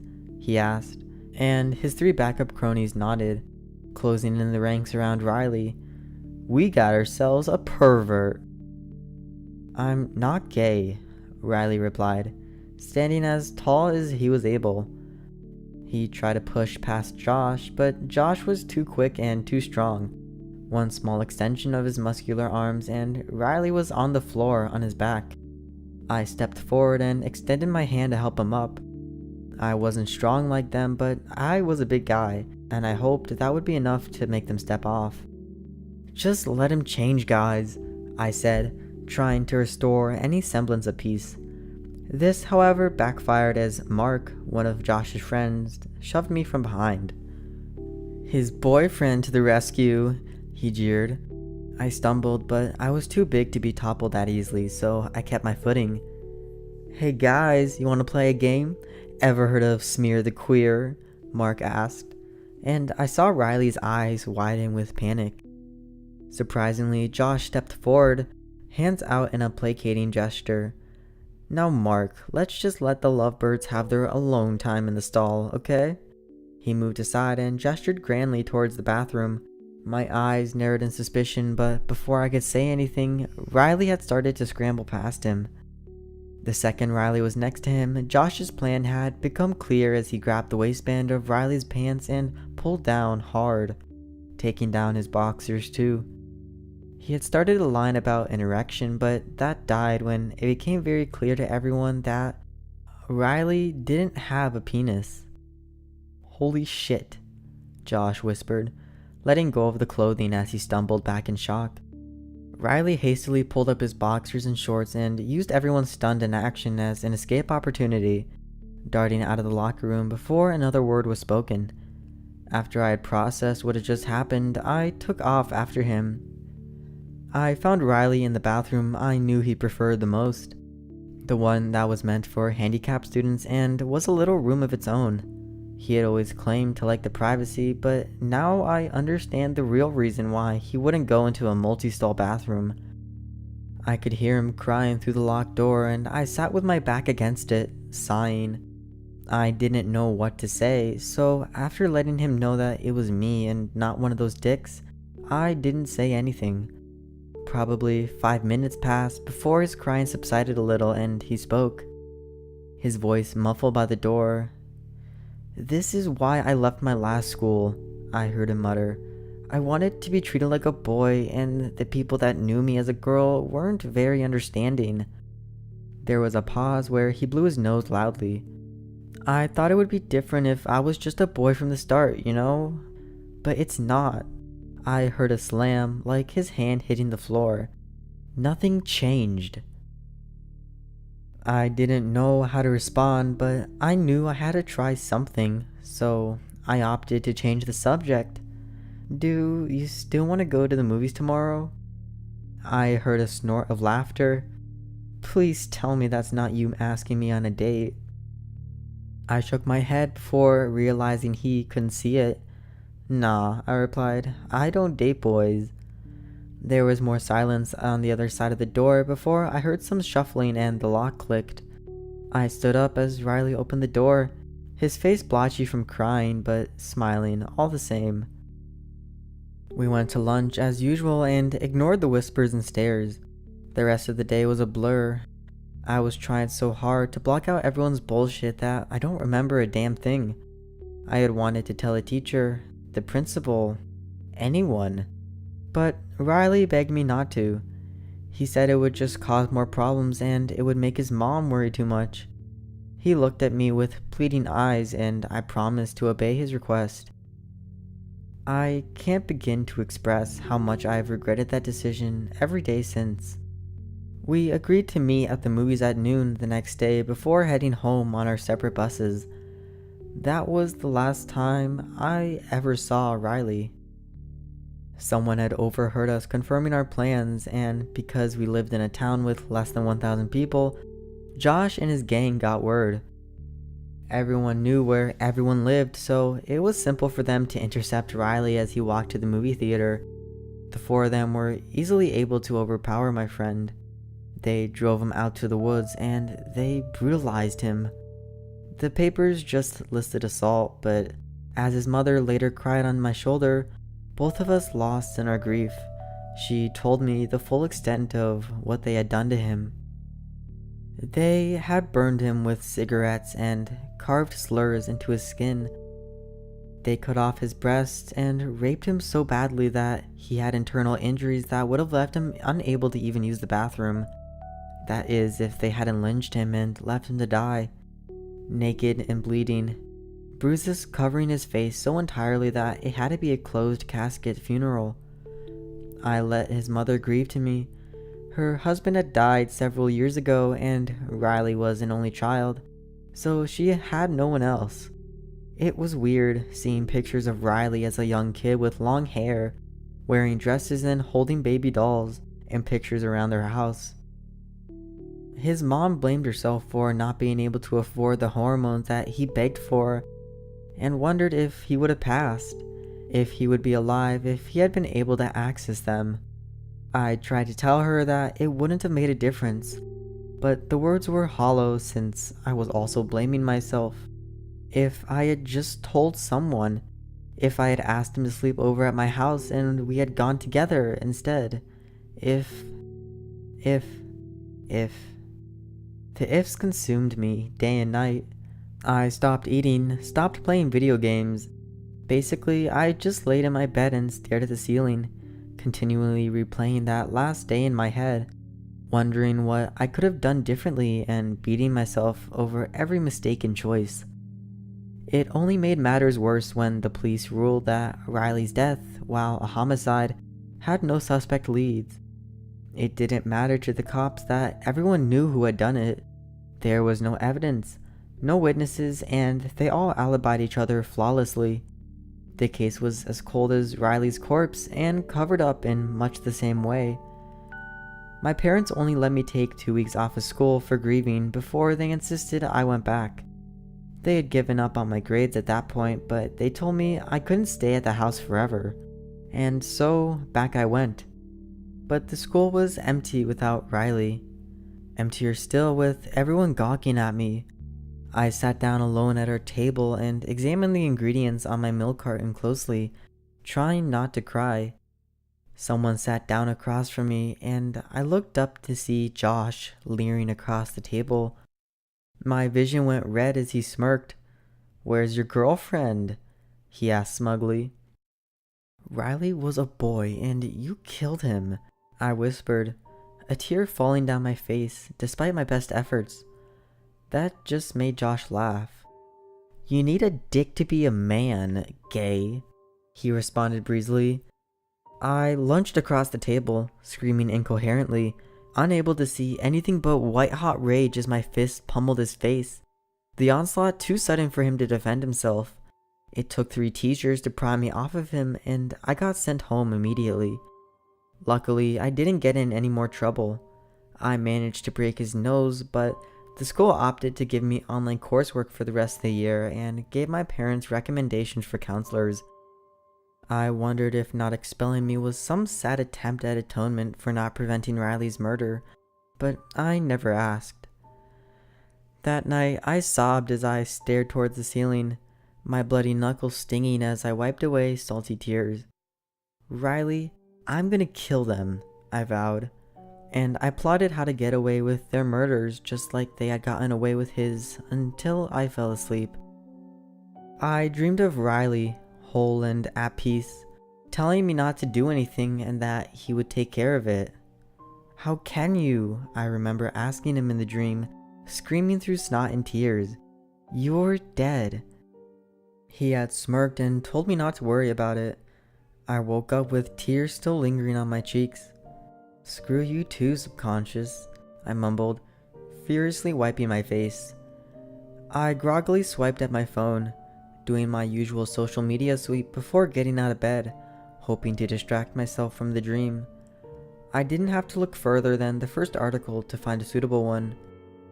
Josh, Mark, and the 2 other boys that were assumed responsible for Riley's death had been attacked the previous night. They were all alive and in stable condition except for Josh. He was critical. He stabilized as the day went on though, and slowly more details were leaked. Each boy's genitalia had been completely removed, the pieces unrecovered, so there was no hope for reattachment.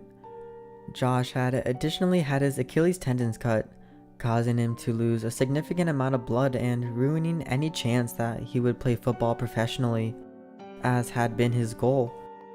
I was briefly a suspect, but my parents backed up that I had been asleep at home all night.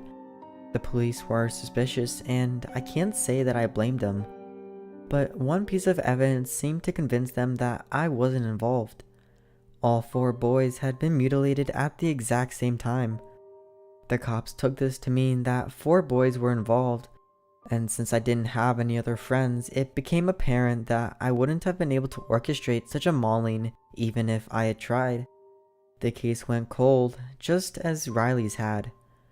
But Josh's words replayed over and over in my head, that you needed a dick to be a man. I wondered if they had said that to Riley too, as they tortured him. I felt like I knew the answer.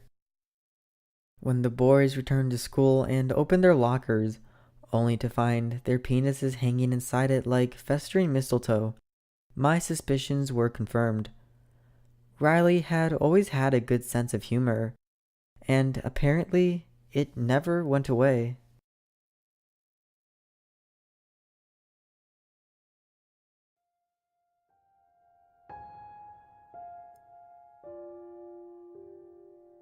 I've always had a weak heart. Not just physically, I've always been afraid of my own shadow. It was unsurprising when the doctors told me my heart murmur wasn't just a heart murmur. A year of tests, a year of therapy, constant trips to the hospital, and I was finally told that it had all been for nothing. My poor weak heart wouldn't last until Christmas. It's a strange thing being told that you're dying. I didn't come to terms with it at first. I drank and I spent my money. I did reckless, stupid things because I was so damn scared. Then I got the news that a young woman called Laura had been declared brain dead and that I, the lucky chosen one, would be getting a brand new heart a week later. I drove to the hospital slowly, carefully and readied myself for the ordeal that was to come. As I was laying in bed on the last night, the thoughts of Laura swirled around in my head and it wouldn't leave me alone. It was like her name was in flashing lights every time I closed my eyes. It was wrong, I know it was, but I had to see the woman who was giving me her heart. It didn't feel right not to put a face to the one who was saving my life. I knew her name. I knew what ward she was staying on. I had overheard the two nurses discussing it. I wandered down the meandering hallways until I found what I was looking for, taking my time, making sure I didn't miss any name. I guess I had time on my hands now. In the second to last room, she lay in bed. A woman sat on the bed next to her, holding her hand, and my own weak heart stuttered. "Excuse me." I had no idea what to say to her. "I'm Jenna. I'm the person. I'm having surgery tomorrow," and what I assumed was Laura's mother stood up, and I could tell from the look in her eyes that she knew who I was. "Thank you for visiting. I know it's strange, but a part of her is going to be living on in you. I wanted to meet you." I stood there, helpless and lost for words. Laura's mother beckoned me over. "Please," she said, "don't feel uncomfortable. It's what she would have wanted." I sat on the chair next to Laura. "How did she—" I broke off. It was too awful to ask. Laura's mother gave me a thin smile. "She was a care worker, looked after battered wives and abused women. Last month she met a guy and, well, I suppose years of training can't help you when you're in love. She ignored the warning signs and he killed her. She dedicated her life to those who needed her." Laura's mother looked down. I don't know why I did it, but I reached over and held Laura's hand. I squeezed it. "I'm so sorry. I had a boyfriend once who... he was like that too. Someone like Laura convinced me to leave." Laura's mother gave me another half smile. I could see the tears in her eyes. Then Laura squeezed my hand. Tightly. She gripped me so hard that her fingernails dug into my skin. I recoiled, a look of horror on my face. Laura's mother looked at me calmly. "She squeezes my hand sometimes as well. I think the doctors called it muscle spasms. Either way, there's none of Laura left in there anymore." I looked at the small crescent moons that had just started to bleed on the palm of my hand. The surgery went perfectly. I was wheeled to the recovery suite after it was over and done with. The raised wound on my chest, covered by gauze. It was better if I didn't see it, I thought. I didn't need any more heart issues. I spent the first day doped up on pain medication, eating only a little and sitting up maybe 2 times. It was a long process, they reassured me. Laura's mother came to visit me the day before I was due to leave. Her calm demeanor hadn't wavered, but I could see that she was suffering. She looked 10 years older and her hand shook when she gave me a hug. "When are you going home?" "Tomorrow," I told her. "Please, come visit whenever you want." I started to jot down my address for her, when out of the corner of my eye, a flash of blonde disappeared through the doorway. The same brilliant blonde as Laura's hair. "Ow!" I cried out suddenly. It felt like someone had sharply squeezed my hand so hard that it had almost crushed the bones. Laura's mother rushed to my side, a look of concern in her eyes. "What's wrong? Is it your heart?" She stumbled over the last words, coming to terms with what she had just said. I tried to reassure her and said I'd let the doctors know, and she left with a look of worry on her face.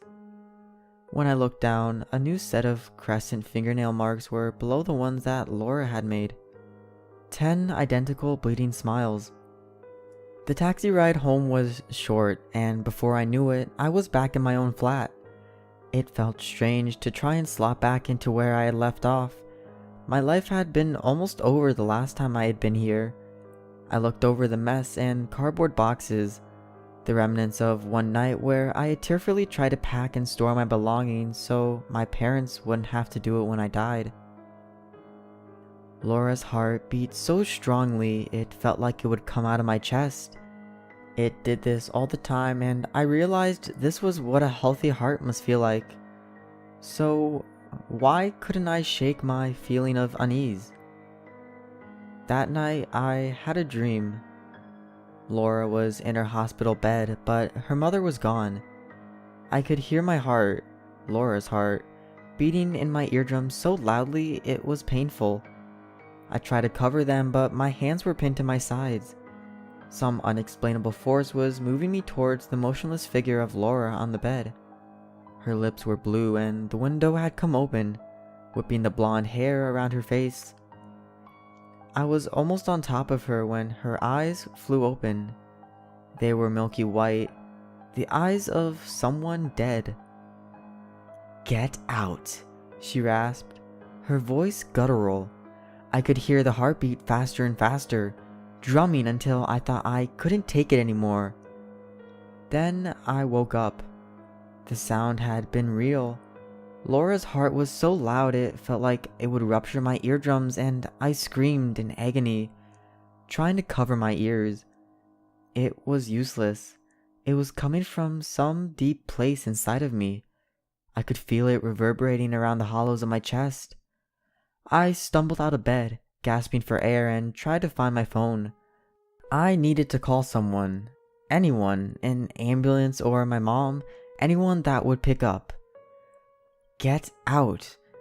It was a faint whisper over the hammering thumps of Laura's heart. A low guttural voice that sounded like it had been made by an animal, and as I crawled to the door down the hallway, choking on my screams for help, my neighbor opened the door, his eyes as wide as saucers at the sight of me on the floor clutching my chest. He drove me to the hospital as I cried in the passenger seat of the car. After about 50 different checkups, the doctors told me that absolutely nothing was wrong with me.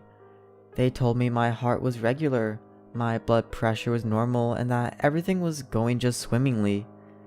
I stood in the waiting area, wallowing in my shame and frustration. That heart didn't belong to me. My phone buzzed on the counter, an unknown number. Great. That was all I needed. More unexplained, scary things like a stranger on the end of the phone. My voice sounded small on the line. "Hello?" "Good morning, this is Thames Valley Police. We've called to report an incident that occurred in your flat at around 1:30 a.m. today." I felt a wave of embarrassment. "I'm so sorry, I recently had a surgery and I wasn't feeling well. I had to have my neighbor drive me to the hospital, and I think I panicked a little in the hallway before I left." There was a small silence on the other end of the phone. "I'm afraid this is something you might want to be sitting down for." I felt Laura's heartbeats, strong and calm. "There was an incident of forced entry by Mr. Samuel Matthews. According to our police records, he's your ex-partner and you filed a restraining order against him on September 2017? My blood ran cold. I did. "He's in police custody. We found an automatic weapon on him and we believe he had an intent to harm you. We have an officer currently stationed at your flat who can fill you in depending on how long your hospital stay will be." I thanked him and hung up on the phone. For a moment I leaned against the wall, the horror slowly spreading over me. If I had been in my flat 10 minutes later, he would have found me. Laura's heartbeats filled my ears again, but now they were gentle, calming. Her mother said she dedicated every part of her life to helping those who need it. I put both my hands on my chest, overwhelmed by my own gratitude, and listened to Laura.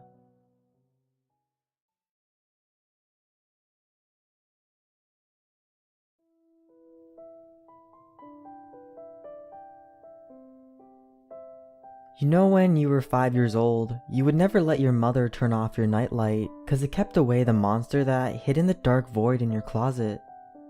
She would laugh it off as your imagination, but you knew. You knew it was real. You know it's real. By the time you were 8, she wouldn't even listen at your pleas, and she would turn the light off and close your door, leaving you in eternal darkness. You had to grow up. You had to face your fears. When she left, the monster would stretch its slender hands from the gap of your closet doors just to taunt you. His arms would grow longer and longer, and it seemed as he could get to you any second now. You hoped that, as you grew older, the monster would leave and find a new victim, but it never did. As a matter of fact, it started not only haunting you from the void of your closet, it was everywhere. When you were walking to school, it would walk behind you, hiding behind tall trees every time you get paranoid and turn around. When you were home alone, when you watch TV and feel like something is on the ceiling creeping up to you, don't worry, you're not insane, because it is real. It is made of rotting flesh and bones and of lost souls. It smells like dead bodies and it hugs you every time you're sad, just to remind you of your own misery. As I grew older, my fears grew with me. As my fears grew, it fed on them and became larger and even more terrifying. It was becoming stronger. It was no longer bound to the dark corners of the room. It was able to follow me in broad daylight. When I was surrounded by people I loved and when I was supposed to feel safe, it was still there. I couldn't live like this anymore. My mother was right. I had to face my fears. I had to face it. Yesterday I was sitting in my living room alone when I could start smelling the scent of rotting bodies creeping up behind me. My skin was crawling and I felt sick to my stomach. It just stood there. I tried to ignore it, but I couldn't keep on like this anymore. For the first time in my fragile mortal life, I turned around and looked it in the eyes. My heart was going to rip out of my chest, and it smiled, mocking me. I froze as the sudden realization came to my mind. I'm only afraid of it because all my life I thought I was supposed to be. It only exists because I am afraid of it. If I'm not, it has nothing to feed off. I smiled, greeting my old friend. It looked confused. I am not afraid anymore, I whispered mockingly. It was almost like I could see fear in its eyes. He let out a blood-curdling scream and ran away to my room, into my closet. It was not strong anymore. I am in power. I will become its worst nightmare. It caused my mania and I will be the end of it. The prey has become the hunter. It has been hiding in the void of my old closet again. I plan on paying my old friend a visit tonight.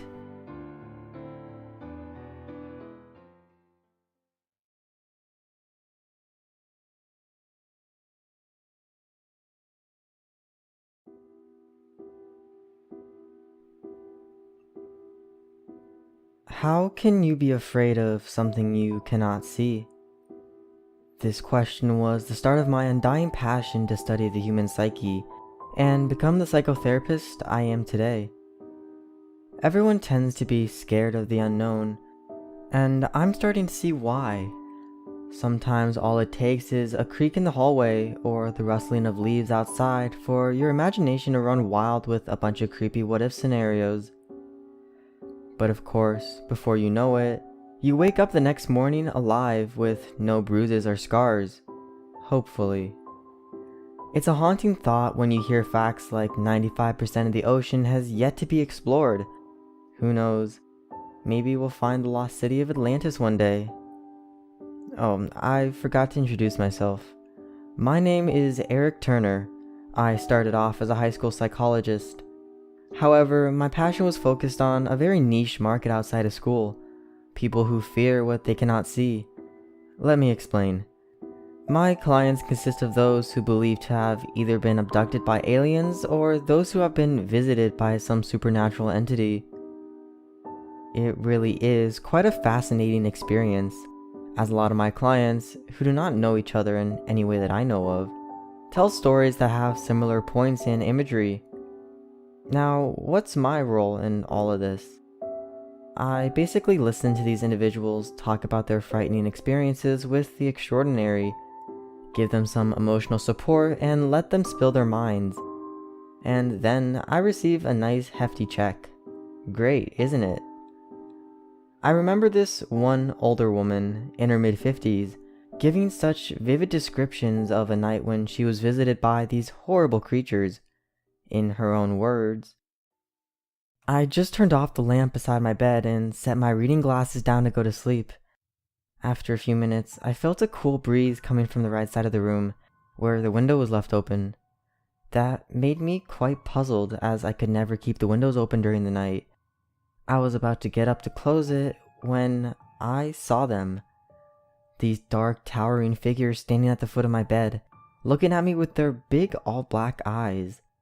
They were very tall and I couldn't see clearly, but it looked like they didn't have mouths or noses now that I think about it. One of them reached out its long, unnaturally thin arm towards me, and I tried to scream, but for some reason I couldn't. I don't remember anything after that, but I'm sure I've been abducted by aliens. I'm positive. Unless this woman was tripping on some good stuff. The way she told the story with a slight quiver in her voice made it a little too real. She looked at me as if to say she isn't crazy, and I gave her a reassuring look and took her hand to comfort her. I told her that I will try to look into this matter and that today's session was on the house. I do that sometimes when I see that they're visibly shaken. It's mostly because I know they're just delusional, and I feel quite bad, honestly. Their poor minds playing tricks on them during the night. It's a common trait amongst my clients, as they all have similar descriptions of what these supposed aliens look like. The power of Hollywood. It's pretty amusing to me, in fact.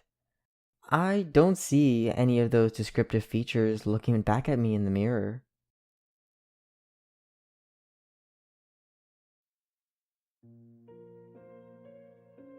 My routine has always been the same. Light the fire, grab a glass, 2 ice cubes, 4 fingers of bourbon, sit down at my desk and write a chapter. Being a creature of habit was cathartic for me. Without my routine, I'm nothing. Well, at least I used to think I'd be nothing, but I know better now. Orange and yellow fluttered across a blank white page hanging loosely from my typewriter. I loved the pressure it took to press the keys. Every letter was a powerful, commanding decision. A typewriter makes writing the art it was meant to be. I had consumed more than my fair share of bourbon on that particular night, and it wasn't enough to grease the gears. Ideas had come to a grinding halt, and I had resigned myself to having one more glass and rolling the dice on the severity of the next day's hangover. From the corner of my eye, I saw it through the slit in the curtains. A red eye the size of a small plate glared at me. I froze.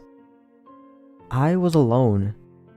I was in between live-in girlfriends, and although they loved me, I had never had an affinity for pets. I whirled around to get a better look, but nothing was there. That second glass of bourbon seemed much less appealing now. I chalked it up to writer's block and too much whiskey and turned back to the page. Nothing came. I had hoped my brief brush with insanity may have unclogged the pipes. Nope. My glass was slick with sweat as I inverted it to extract the last few copper-colored drops that resided there. Through the warped image of the glass, I saw, to my horror, there it was again. This time, the iris was a shade of green. The same emerald color every sexy red-headed Irish actor wore in the movies.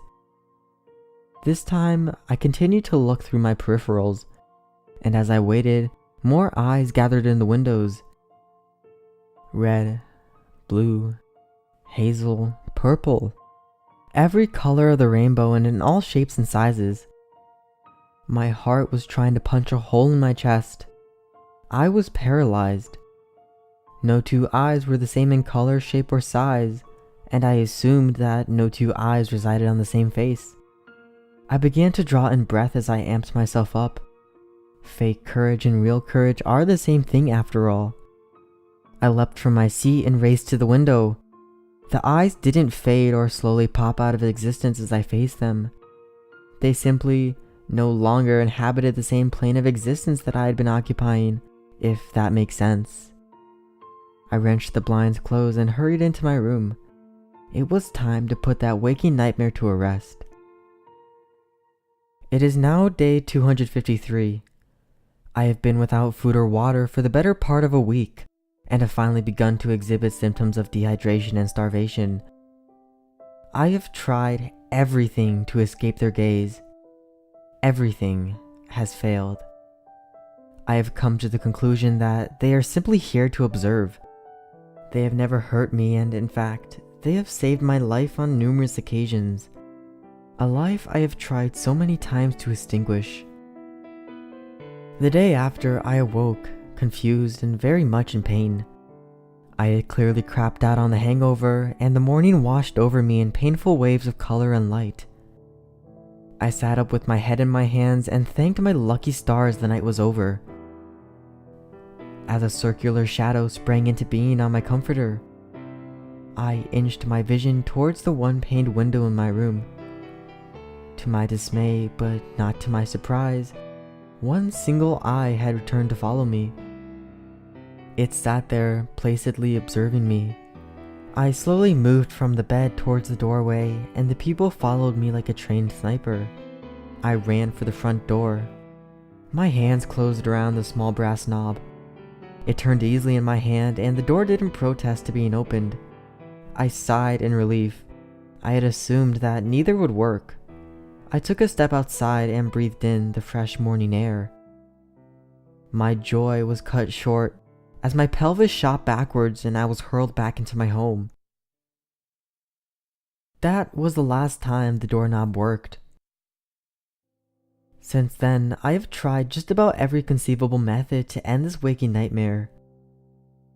Did you know a double-barrel shotgun could jam? Me either.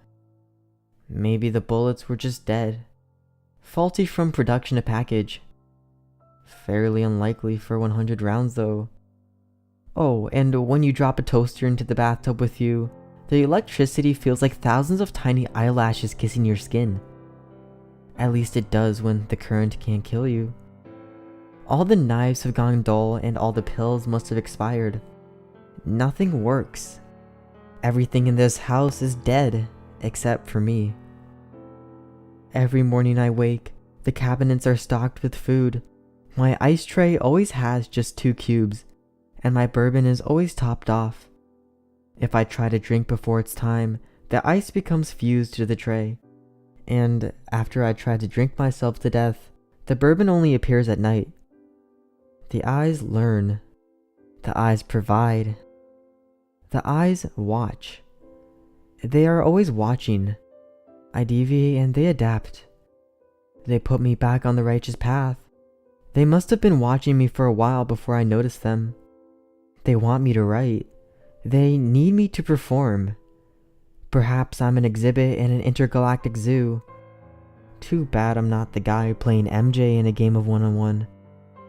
I truly don't know anymore. I hope by the time they realize I am starving myself, it will be too late. It's a slow killer, and as long as I continue to write every night and drink my poison, they seem contented. If you are reading this, you will find over 200 pages of copies in this very desk drawer. Consider it my memoir or a cautionary tale. I could care less. I just need this to end. I tried to change. I want to change. But without my routine, I'm nothing. I am never alone.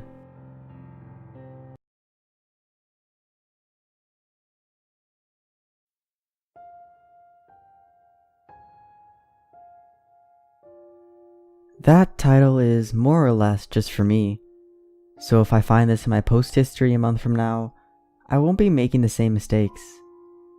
First off, hello.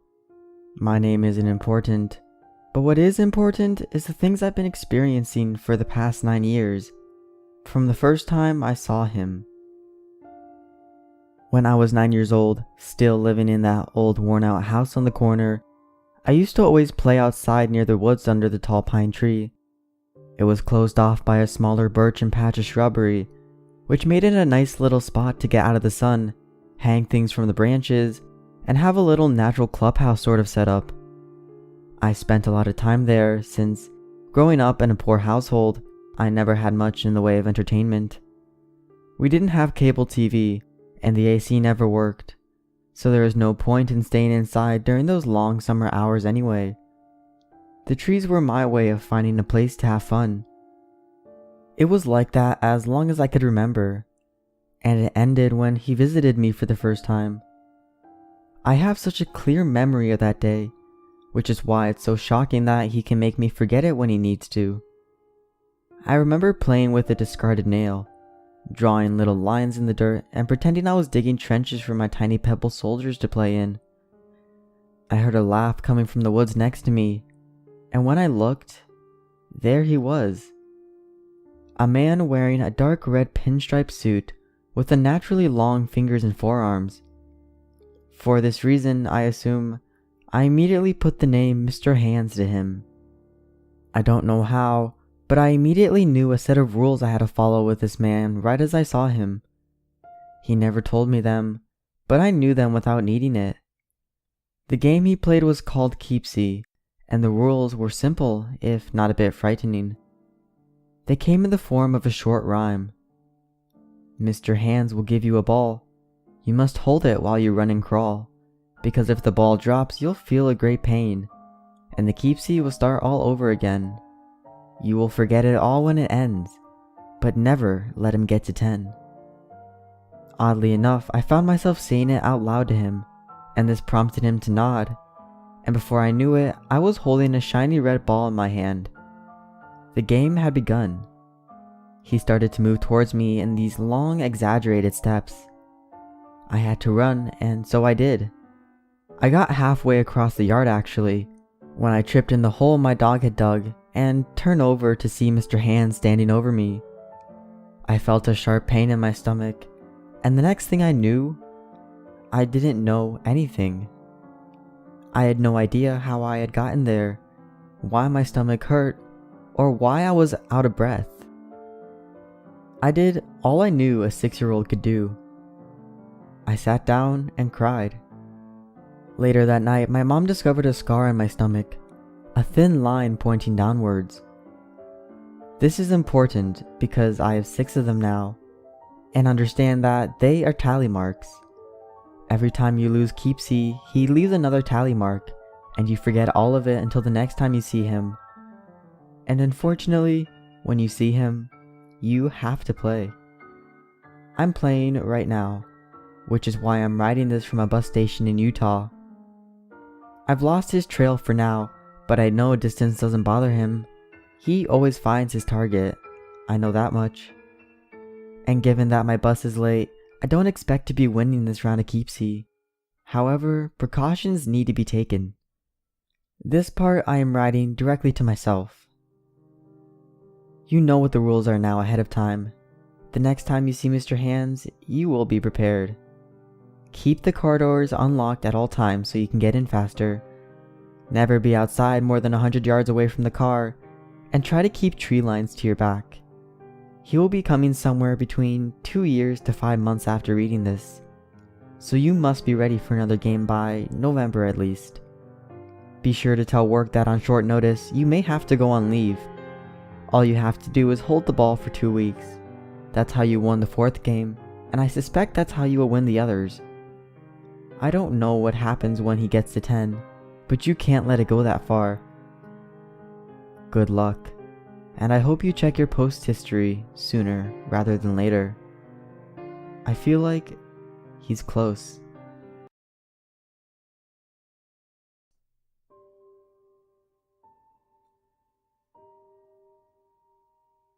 Do you have something that you truly, relentlessly desire?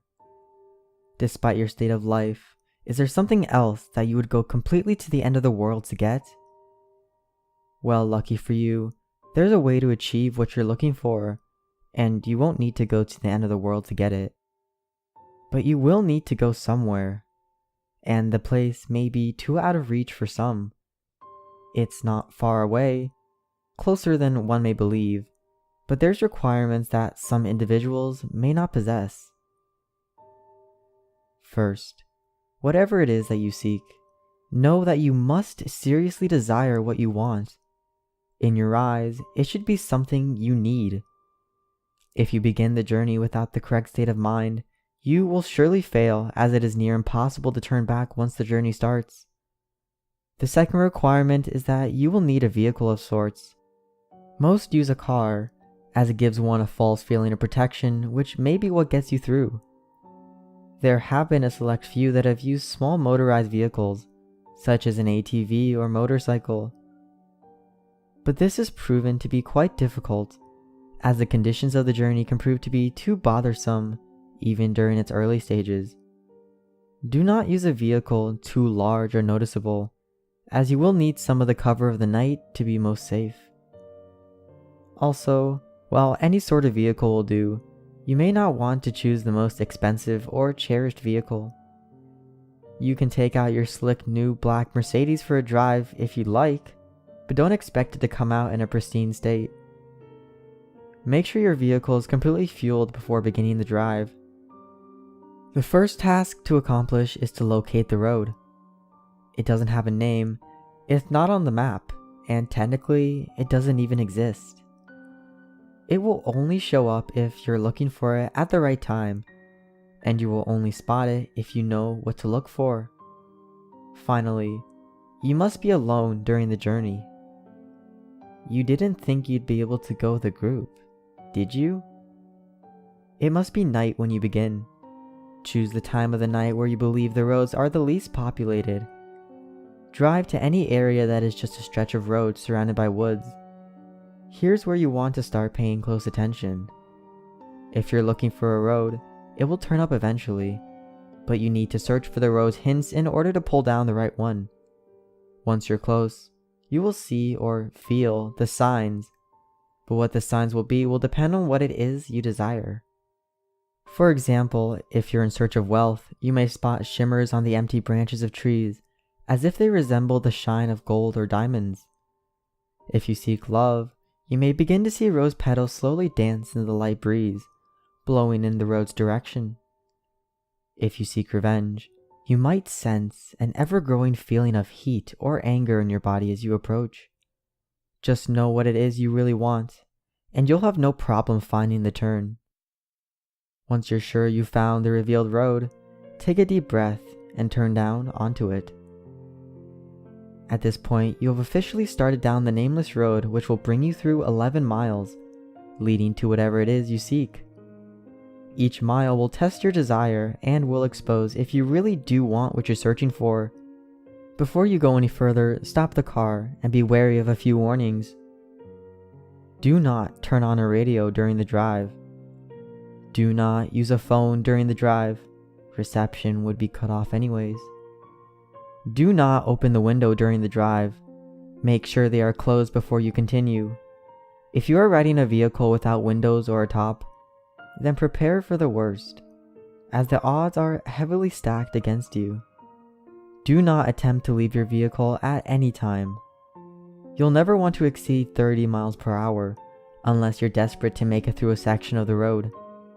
And most importantly, as with any drive, buckle up. Feel free to prepare and make sure you're ready. Once the road has been entered, time is stopped, so you don't need to worry about losing the night.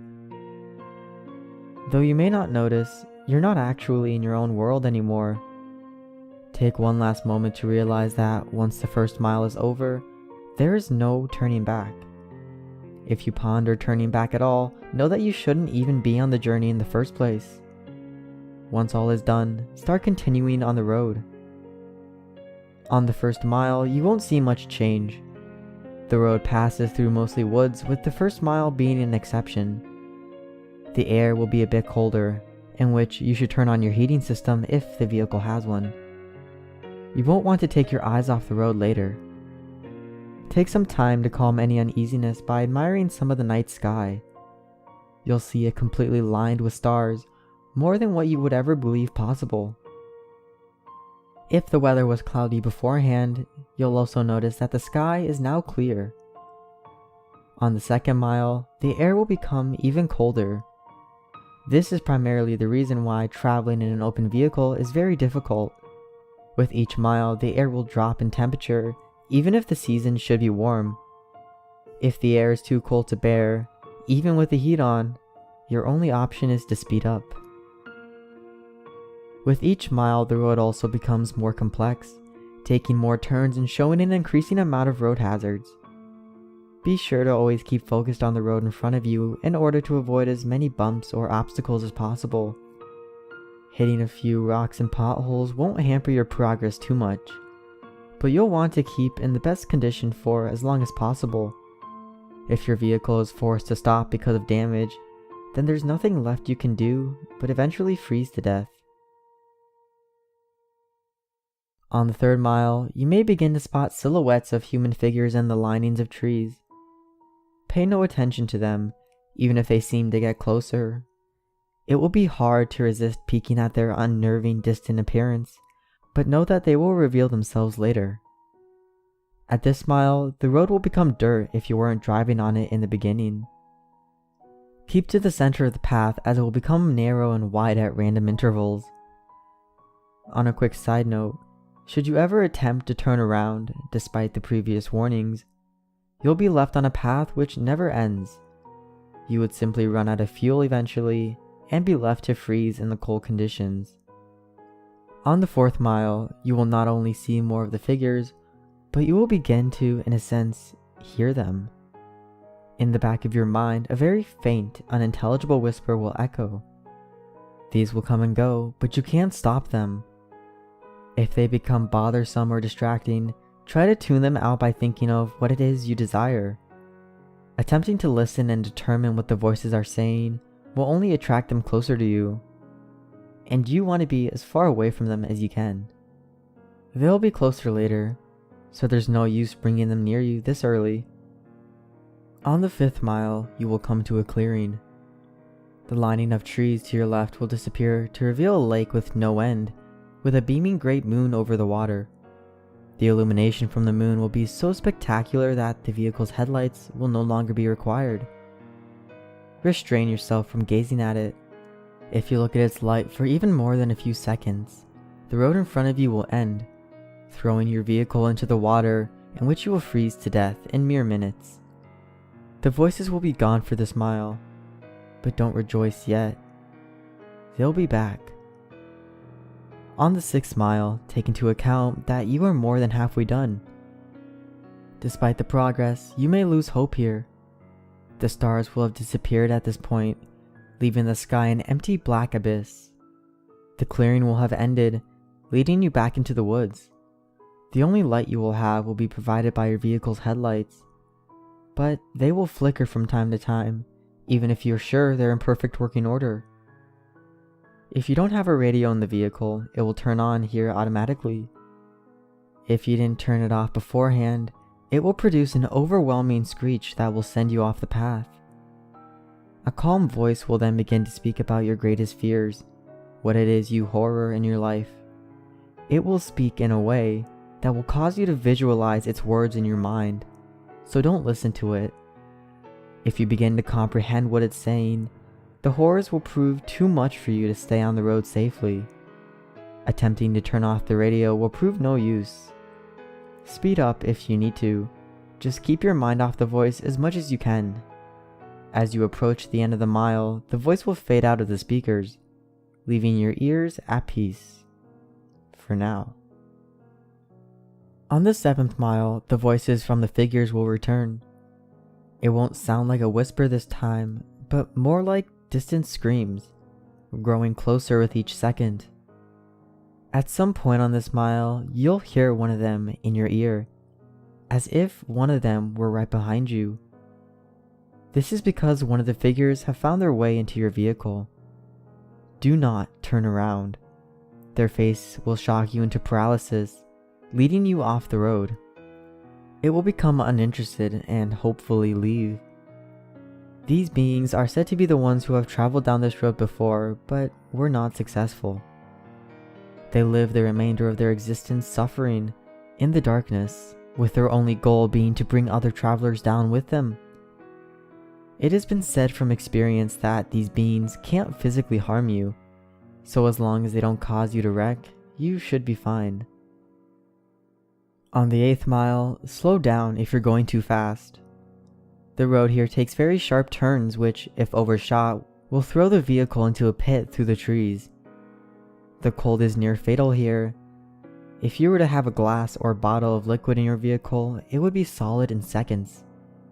The heating systems will have become completely obsolete. Your headlights will flicker more, sometimes shutting off for a few seconds. You should brake if this happens, but do not completely stop. The figures will be following you at this point, and should you stop for too long, they will surround you and trap your vehicle. More of their screams can be heard from outside your doors, sometimes even sounding of maniacal laughter. Their hands will claw at your windows, desperate to reach in and feel something living. Do not look at them. They won't block your windshield, and the last thing you want to happen is to crash and be trapped with them. If you don't make it from here, pray that it's the freezing that ends you. On the 9th mile, your vehicle will stall. The headlights will shut off, as will all other systems inside. There's nothing you can do to prevent this. What you will need to do is close your eyes and immediately attempt to restart the vehicle. Keep your eyes closed, as the figures would have surely surrounded you at this point. The starting of the vehicle will frighten them, and they will all back away temporarily. This will give you a chance to start moving forward again. If you begin to hear the windows crack from the struggle, don't lose focus. The beings can alter the vehicle, but remember that they still do not have the strength to physically affect you. You will hear nothing but their voices rampage in your mind, as there could be anywhere between a dozen or 100 after you now. Once you start the vehicle, floor it. Floor it so long as you can stay on the path. Once the mile's done, the beings will retreat. On the 10th mile, the voices of the beings will stop. If you were to look in your rearview mirror, do not actually do this. You will see them following you, but not as if they were chasing. They're watching you as if they were seeing you off. As you go down the 10th mile, the road will become smoother as if you were back on the 1st mile. The figures will be lining the sides of the path ahead of you.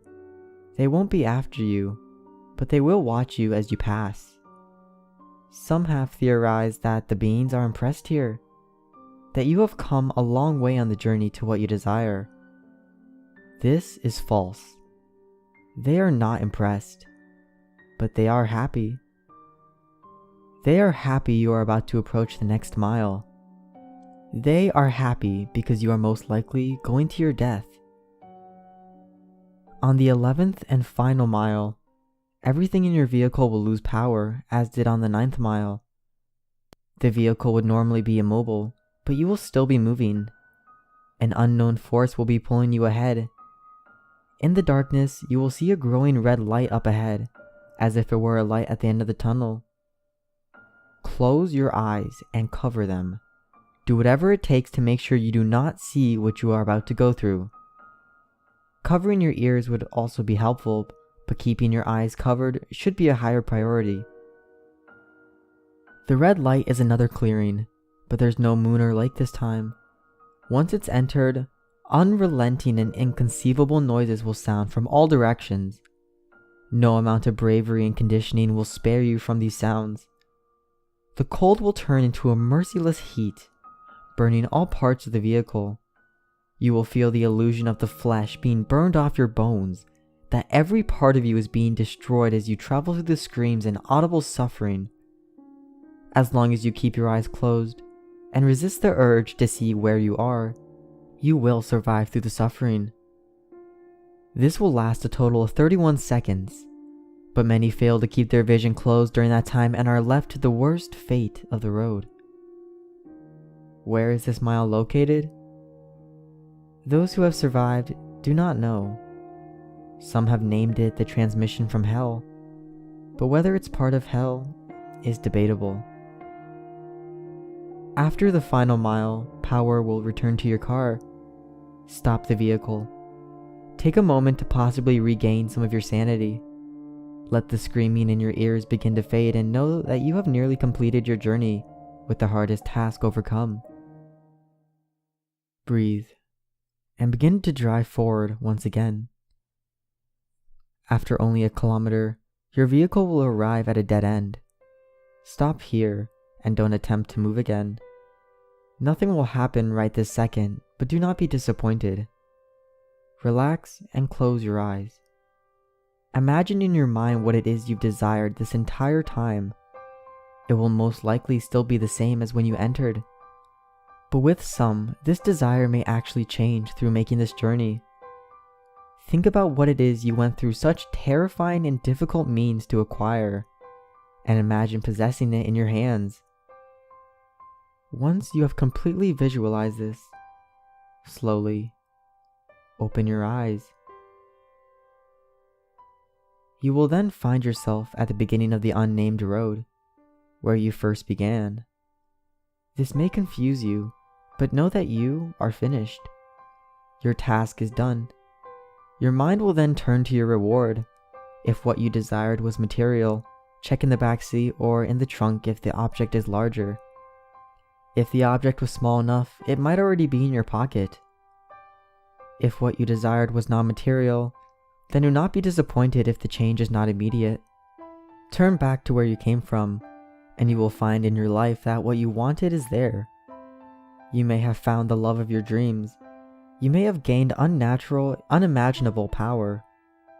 You may have put your most hated enemy to the most satisfying revenge possible. You will have no doubt gained what you deserved. So now that the task is done, what's the catch? Is your vehicle cursed? Is there something you're about to lose? Is your death imminent? The answer to all is no, of course. You've done the challenge. You've proved you're worthy of what you desire. As stated before, the sounds of the 11th mile will continue to exist in your mind, potentially causing you some vivid and unusual nightmares, but these should prove as nothing compared to what you gain. Now, one last question. Is there something else you desire? Are you not yet satisfied? After all, you're left right back where you started. The road's right in front of you, so are you up for another drive? If so, buckle up and just move forward.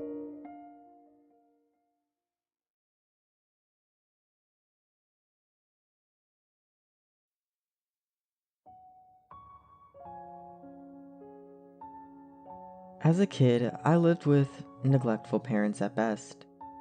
At worst, Dad would turn his screams and fists on me, but I learned quickly how to dodge the worst of it. Mom wasn't much help. She'd just smoke in the kitchen and yell at him for staying out so late. At the time, we lived basically in the middle of nowhere. Our nearest neighbors were a long walk away for a 6-year-old, and we had trees between us. No one to run to for help. But I was pretty small for a kid my age. I learned I could fit pretty much anywhere. The closet, dryer. I think even once I tucked myself under my futon in such a way I could still get some air, but no one could see me. I was a master at hiding, but it wasn't for a good reason. One night, I chose to do something different. I could hear it in my dad's yells. He was pissed and was about to get violent. Mom wasn't helping either, just piling fuel onto an inferno of flame, so I knew I had to find a good hiding spot. I had gotten the idea a few days before, when I realized the lattice covering the bottom half of the back porch had a hole in it.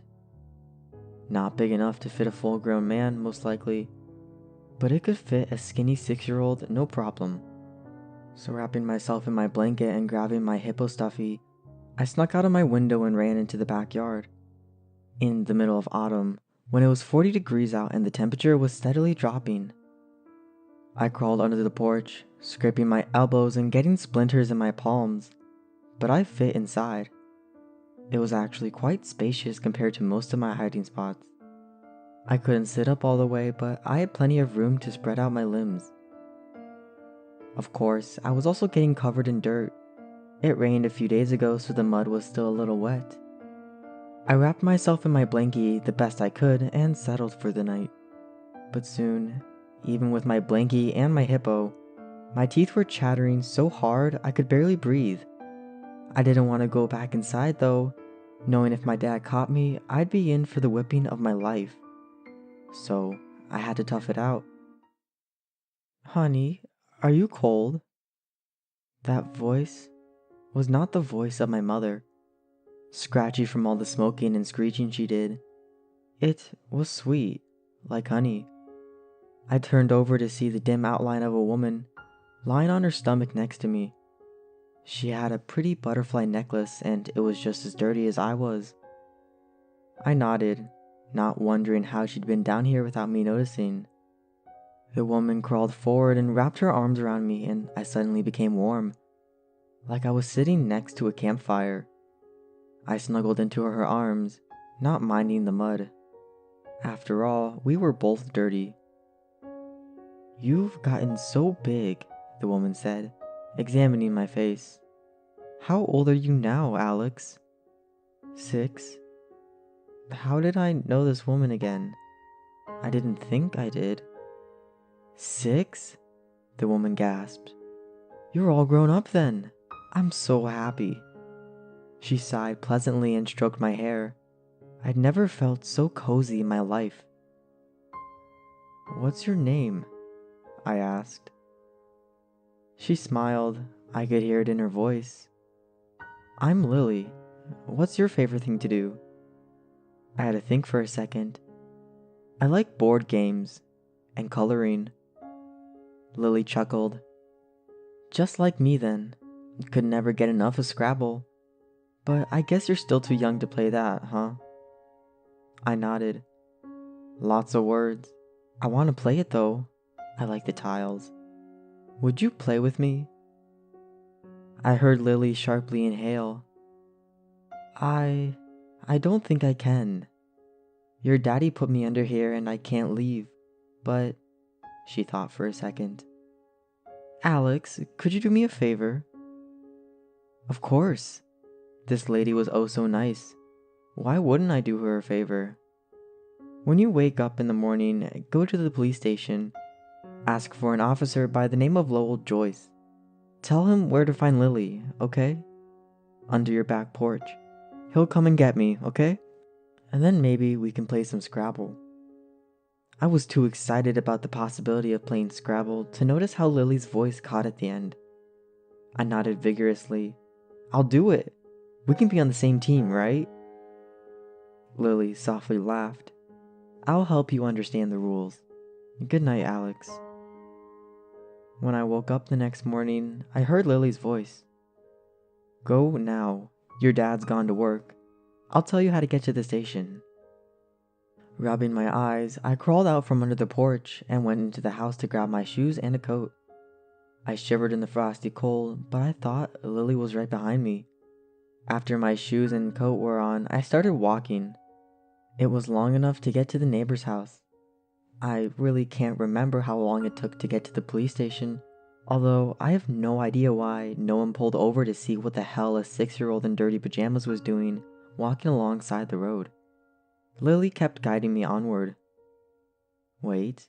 Okay, cross the street now. Turn right here. Keep going, you've almost made it." I nearly collapsed with exhaustion by the time I walked into the station. The guys out front chatting and having a good time didn't see me until I almost made it to the front desk. "Whoa, kid, you okay?" One of the officers knelt down to my level, eyes wide. I nodded. "I'm okay. Can I speak to Lowell Joyce?" I asked. One of the other officers picked me up. "Sure, kid. Sure. Let's just get you someplace warm. Holy crap, your lips are blue." I remembered quietly scolding the man about washing his language. crap was a bad word.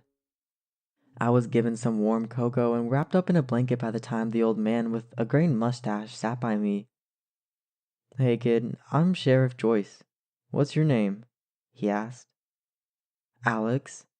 I set down my cup and looked him straight in the eye. "I was told to tell you that Lily is under the back porch. You need to go let her out so we can play Scrabble." I had never seen a grown man turn pale before. Lots of things blurred together by this point. I remember being taken back to my house and there was a lot of police cars and people around. The back porch was surrounded by yellow tape and someone was taking a black bag away while my dad was in handcuffs. After that, I lived with my grandparents, Sheriff Joyce and his wife. I tried to ask what happened and who was Lily, but I always got shut down.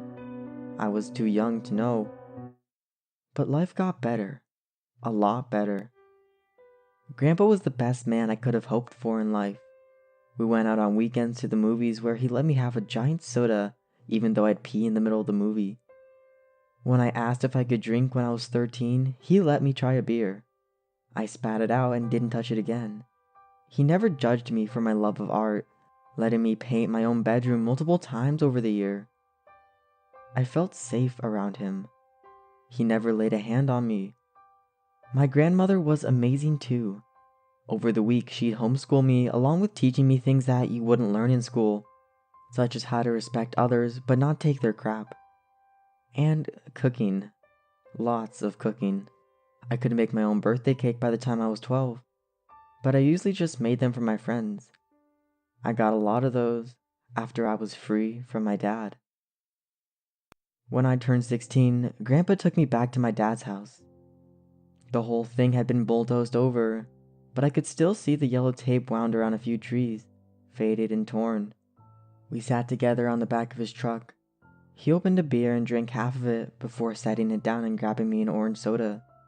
After I drank it, he told me, "Lily was your mother." Good thing he didn't tell me as I was swallowing. I likely would have had it coming out of my nose. "My mom?" I questioned, confused. "Your actual mom, the woman who lived with your dad, was not your mother."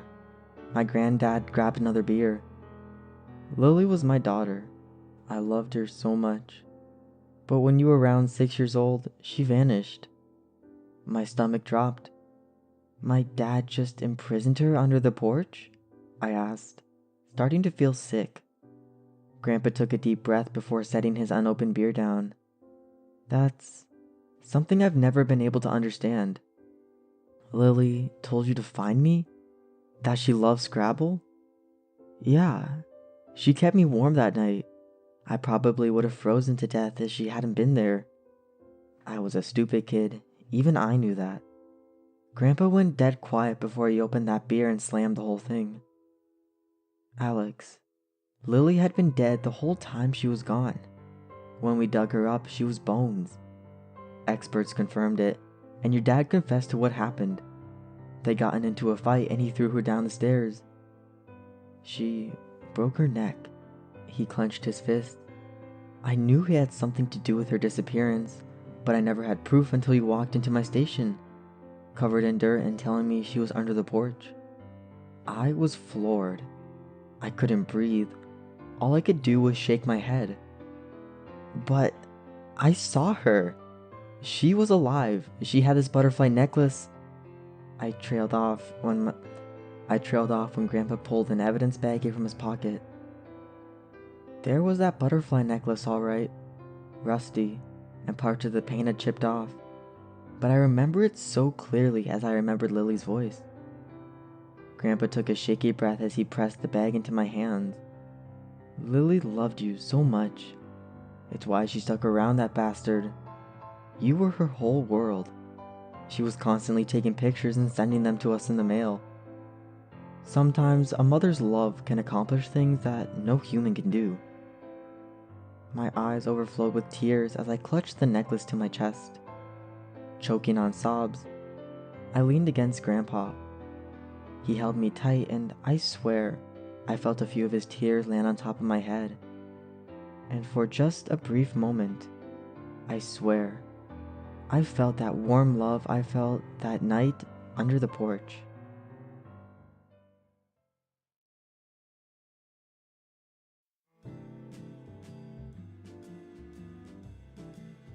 I'd been saving up for LASIK surgery for years.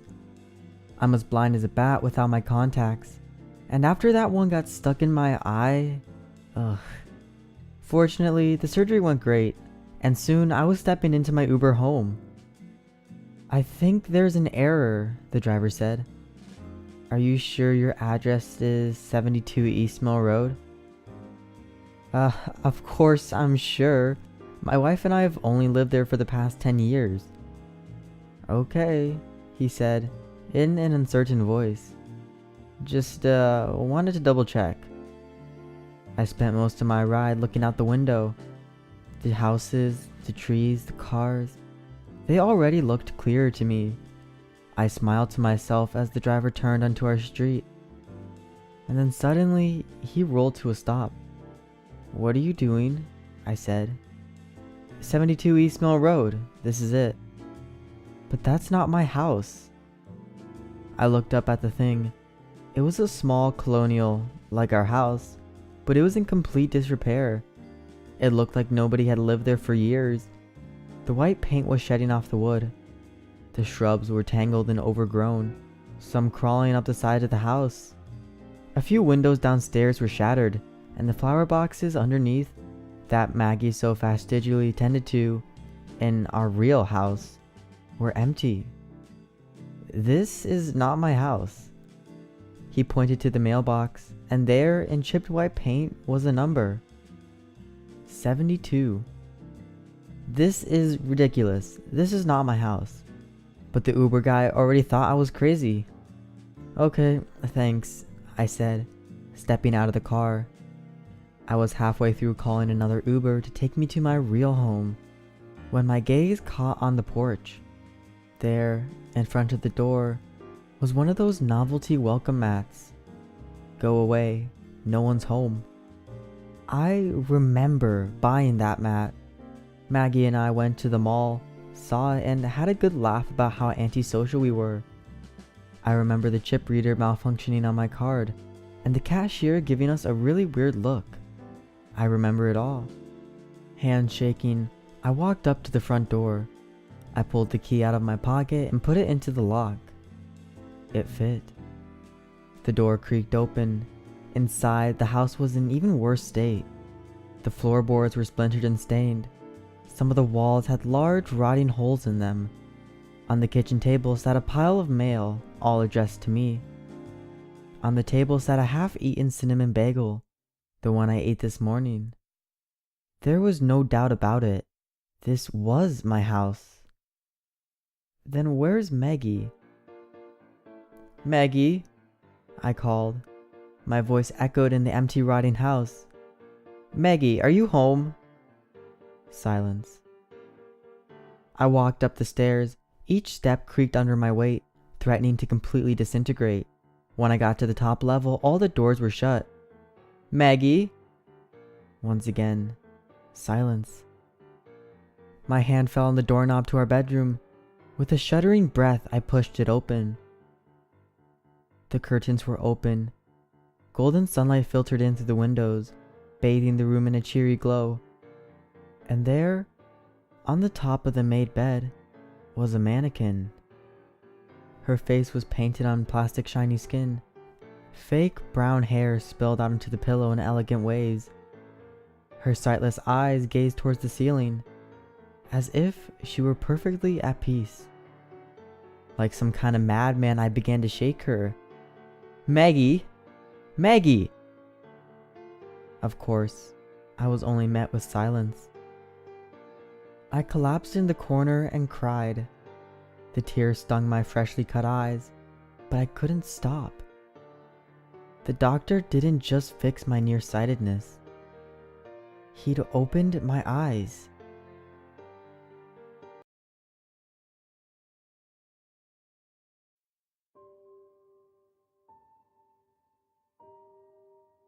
Nobody ever said raising a teenage boy would be easy, but here I am, 35, and down and out in Carbondale, Iowa. Joey and I used to see eye to eye when we were little. He loved me like any little boy should their mom. But recently, since we moved out of Des Moines and I finally got a restraining order against his deadbeat dad, Joey has been acting out. Here's how things typically play out. I have to wake up every morning at 4 a.m. to get him to his bus stop, then make it to the call center I've been managing to keep a job at. That means I try to get dinner ready at 7:30 and curfew is at 9. Lights out. I'm not strict. I don't care if he wants to get on his smartphone and use social media all night, but I tend to get headaches and I cover the windows with black trash bags. Tacky, I know, but it gets rid of all the light. About 3 weeks ago, after we finally moved in, Joey insisted that he wanted to leave the bathroom light on. I didn't think anything of it at first, because the new place was tough for me to navigate, and especially so with the boxes strewn about everywhere. But not long after that, I got up to use the restroom and I noticed he was in his room with all the lights on. "What's gotten into you?" I muttered. It looked like he had barely been asleep at all. He shrugged it off and then turned the lights off. But when I got my electrical bill in last week, I realized he had been lying. He's been keeping the lights on in his room almost every single night. 2 nights ago, I confronted him about it at dinner. I told him that I wasn't just going to work so he would waste our money on a pointless light bill. Then I noticed the bags around his eyes. "Joey, have you not been getting any sleep?" I asked. "Sorry, it's just been hard," he admitted. "If you turn off the lights, it'd be a whole lot easier," I said sarcastically. "No," he said firmly. His change in tone actually surprised me. That's when I realized something was bothering him. "Is everything alright?" I asked. He didn't bother answering me, just finished his meal and went to his room to be left alone. That night, I decided to check and see if maybe he was sneaking out, and that's why he wasn't sleeping. Might explain why he left the lights on too, I thought, so he could find our duplex amid all the others. I didn't want to think about him going out and having wild parties, so sleep for me was nearly impossible that night too. I walked across the hall and barely peeked into his room. He was wide awake on his bed, staring at something. I opened the door and he jumped a tad. "Mom, you scared me, Jesus." "Joey, what's going on? What are you hiding from me?" I asked. He couldn't seem to even find words to tell me. Instead, much to my surprise, my 14-year-old son began to cry. "You won't believe me anyway," he said with his voice trembling. "Of course I will. What is it, sweetie?" I asked. I couldn't help but switch to parent mode. He guided me to the bathroom that we shared. It was adjacent to his bed, so we could see right inside where the sink and mirror was at. This probably sounds crazy, but when the lights are out, when I'm almost asleep, I feel like I'm being watched, Joey explained. "Watched? By what?" I asked. All he did was wordlessly point to the mirror. I couldn't believe what my son was telling me. He started crying again. "I knew you wouldn't believe me," he said anxiously.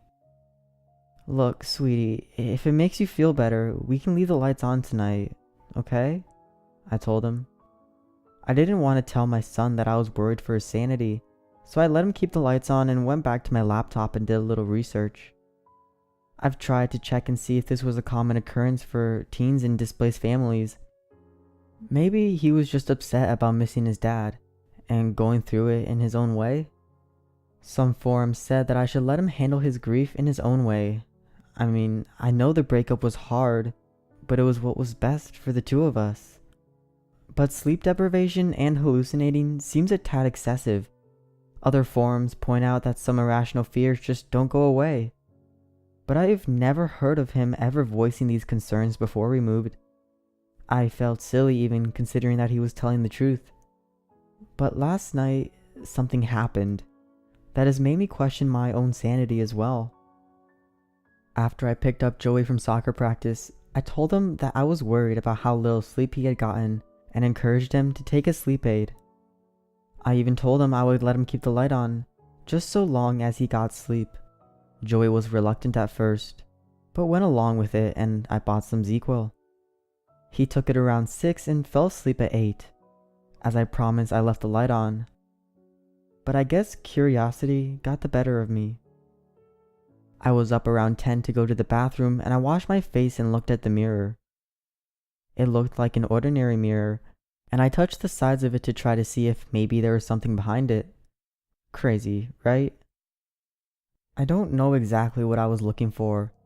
Anything to try and chalk this up as something that Joey thought he saw. A glancing shadow, maybe something that caused a small reflection. I turned off the light, looking into the dark glass, trying to catch a glimpse of something, anything. I started back toward the door, keeping the lights off, and looked back. That's when, I swear, I did see something. It was like a figure running alongside the other end of the mirror. It looked like some kind of thin, frail woman. Was I seeing things? I don't know.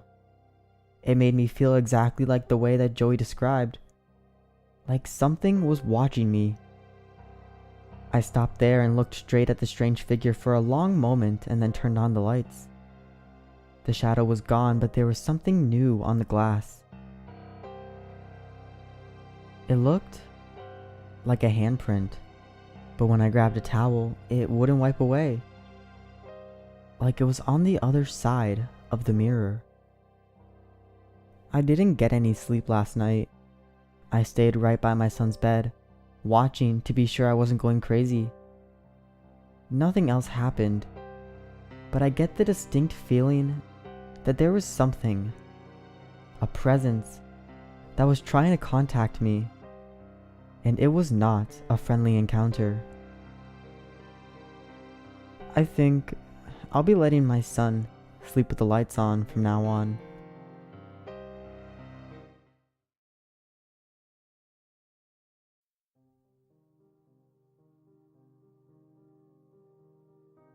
In my experience, it's the obscenely rich who fear death the most. It makes sense when you think about it. Very few high-ranking corporate types can claim to have amassed their wealth through entirely honest means. If there's no afterlife, all the backstabbing and exploitation done in the name of profit would be in vain. If there is an afterlife, well, not many religions and mythologies look too kindly on the tactics used to excel in the world of modern business. An expensive tombstone isn't going to take the sting out of hellfire. That's where we come in. We sell heaven to the elite. We offer a man-made alternative to facing death's terrors. The first stage of this process falls to the salesman. They stock the very best private hospitals in search of dying oligarchs. When death is but a few hours away, even the most powerful men and women forget about negotiation. They're all too eager to sign that dotted line and submit themselves to our care. None of this is strictly legal, of course. The amount of red tape and time wasting involved in conducting our business by the book would make a defense lawyer blush. It's faster, easier, and ultimately cheaper to grease the palms of hospital administration. Once a client has signed our contracts, they're driven to one of our facilities and handed over to the doctors. It's their job to prepare the client for admission into heaven. First, the client's head is shaved and a few dozen holes are drilled into their skull. These millimeter-wide orifices are designed to accommodate the various needles and probes of the Valkyrie engine. Now, I couldn't tell you exactly how the engine works. It's not my job to know. What I can tell you is that consciousness, emotion, and sensation are all ultimately just data. The Valkyrie engine collects that information and transfers it from a biological to a digital format. In short, we take the wealthy out of their bodies and upload them to a hard drive. At this point, we return the body to the client's family to bury or cremate as they see fit. We also provide them with what we call a spirit board. There's nothing occult about the device. We just thought the name fit nicely. The spirit boards resemble something like a cross between a tablet and a mobile phone. With it, the family is able to type messages to the client and vice versa. This is actually a fairly recent addition to our business. It's beneficial for everyone for the client to be able to communicate with his or her loved ones. For one thing, it's proof that our company isn't a scam. The family is free to ask the client any number of personal questions that we couldn't possibly know the answer to. It also makes my job a hell of a lot easier. With the doctor's job done, the client is ready to experience digital heaven. That's where the engineers come into play. These men and women are given custody of a dozen or so uploaded clients. They monitor and manipulate the data on their screens to keep our clients happy. A simple flip of a switch can stimulate any number of emotions and sensations. A digital consciousness can be made to experience contentment, warmth, or sexual ecstasy as often as they need. Should one feeling become too bland or too intense, the engineers can remedy the situation with something different. The engineers are always coming up with new sensations to add to their repertoire, the most recent being the simulated smell of freshly baked bread. Finally, there are the debt collectors. That's my job. We require monthly payments to keep our businesses afloat. For that reason, we only cater to the extraordinarily wealthy. Even so, things can sometimes go wrong. Stocks crash, businesses fail, and spoiled brats squander their inheritance. Sometimes, those monthly payments stop coming in. For the first month, my fellow debt collectors and I will simply separate a client from the stimulation provided by the engineers. They're reduced to a simple consciousness, devoid of any sensation. The only solace they have is that they can communicate with their loved ones via the spirit board. For the second month, we take a more active role in encouraging the client's family to pay. Those pleasant emotions of contentment and joy provided by the engineers can just as easily be made rather unpleasant. Fear, misery, paranoia, anger, despair, and anxiety are the primary weapons of the debt collectors. By this point, the spirit board will be alerting the client's family without pause. Most of our clients are not used to begging for money, but there's a first time for everything. Finally, if we still haven't received payment by the third month, things start to get a little nasty. Physical pain is simply a body's way of transmitting a damage report to your brain. It's just data, and so it can be replicated digitally. The debt collectors have experimented with numerous forms of pain, but we always come back to a classic. The Bible is full of good ideas, but the concept of everlasting fire is easily the best. There's nothing like a spirit board pumping out an unrelenting stream of garbled pleas for mercy to cure the family of their short arms and deep pockets. So, if you can't tolerate your fear of death, if you can't face that leap into the unknown, we're here to help. We can provide our clients with a digital paradise, as long as they can afford it.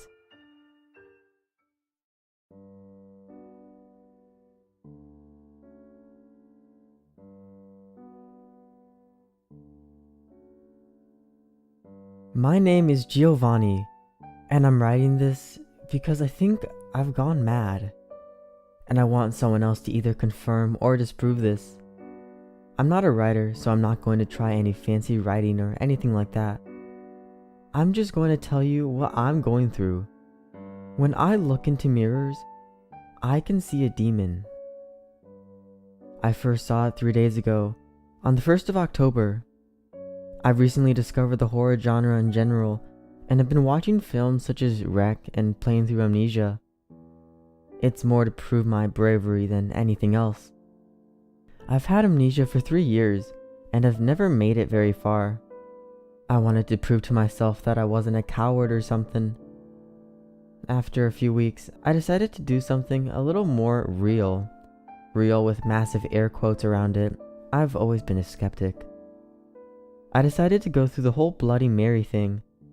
I lit a candle, placed it in front of the mirror, switched out the lights, and said the name. Nothing happened. I wasn't disappointed. It was what I was expecting. However, the atmosphere in the room was bloody amazing. So I sat there a while, staring into the mirror. And then, my face began to change. It wasn't gradual. After about a minute, the face looking back at me wasn't mine. Although it resembled me, it had horns, and its eyes were pure black. It took me a good 10 seconds to register what I was looking at. After that, I threw myself at the light switch. When I nerved myself to look into the mirror again, my face was my own again. I didn't sleep well that night. The next day, I decided to try again. I thought that I'd been seeing things, an understandable conclusion to make. I lit a candle, turned off the lights, and stared into the mirror. After a minute, I saw it again. It wasn't exactly the same as the first time. The face bulges in different places whenever I look at it, but it was close enough. I wasn't so scared this time. Actually, I'm surprised I didn't freak out. The face made me feel uneasy. It was looking at me as if it wished to do harm, but it couldn't do anything. I sat there for a good quarter of an hour, studying the face. It shifted the entire time, bulging and receding. I turned on the light and left the room. I had decided to do some experiments. As I said, I am a skeptic. I don't believe in the supernatural, so I decided that there had to be a rational explanation for what was happening. It sounded to me like schizophrenia. I know very little about this, but I know it makes you hallucinate. However, although I do not believe in ghosts, demons, God, or anything like that, I like to be sure. I found under what situations the face was seen best. Turns out that a standard household lamp placed behind you with the mirror half a meter from your face is best. I then asked my friend to do what I had done. He, being a fan of creepypasta and stuff like that, agreed wholeheartedly. He saw a face too. It wasn't a demon this time. It was his mother. Almost. He said that she looked wrong, but that she appeared happy. He then told me he didn't want to talk about this anymore and he left. Now, I don't know what to think.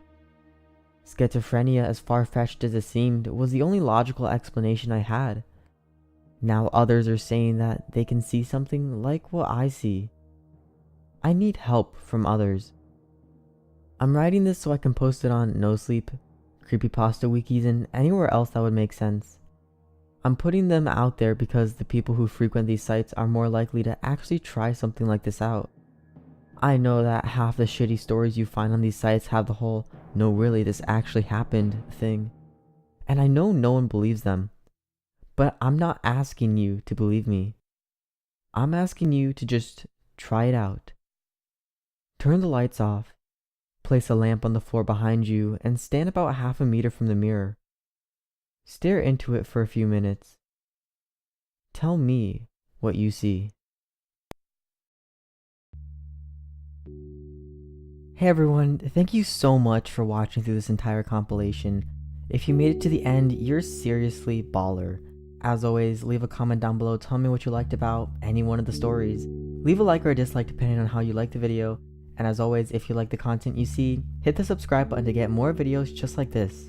And as always, have a good one.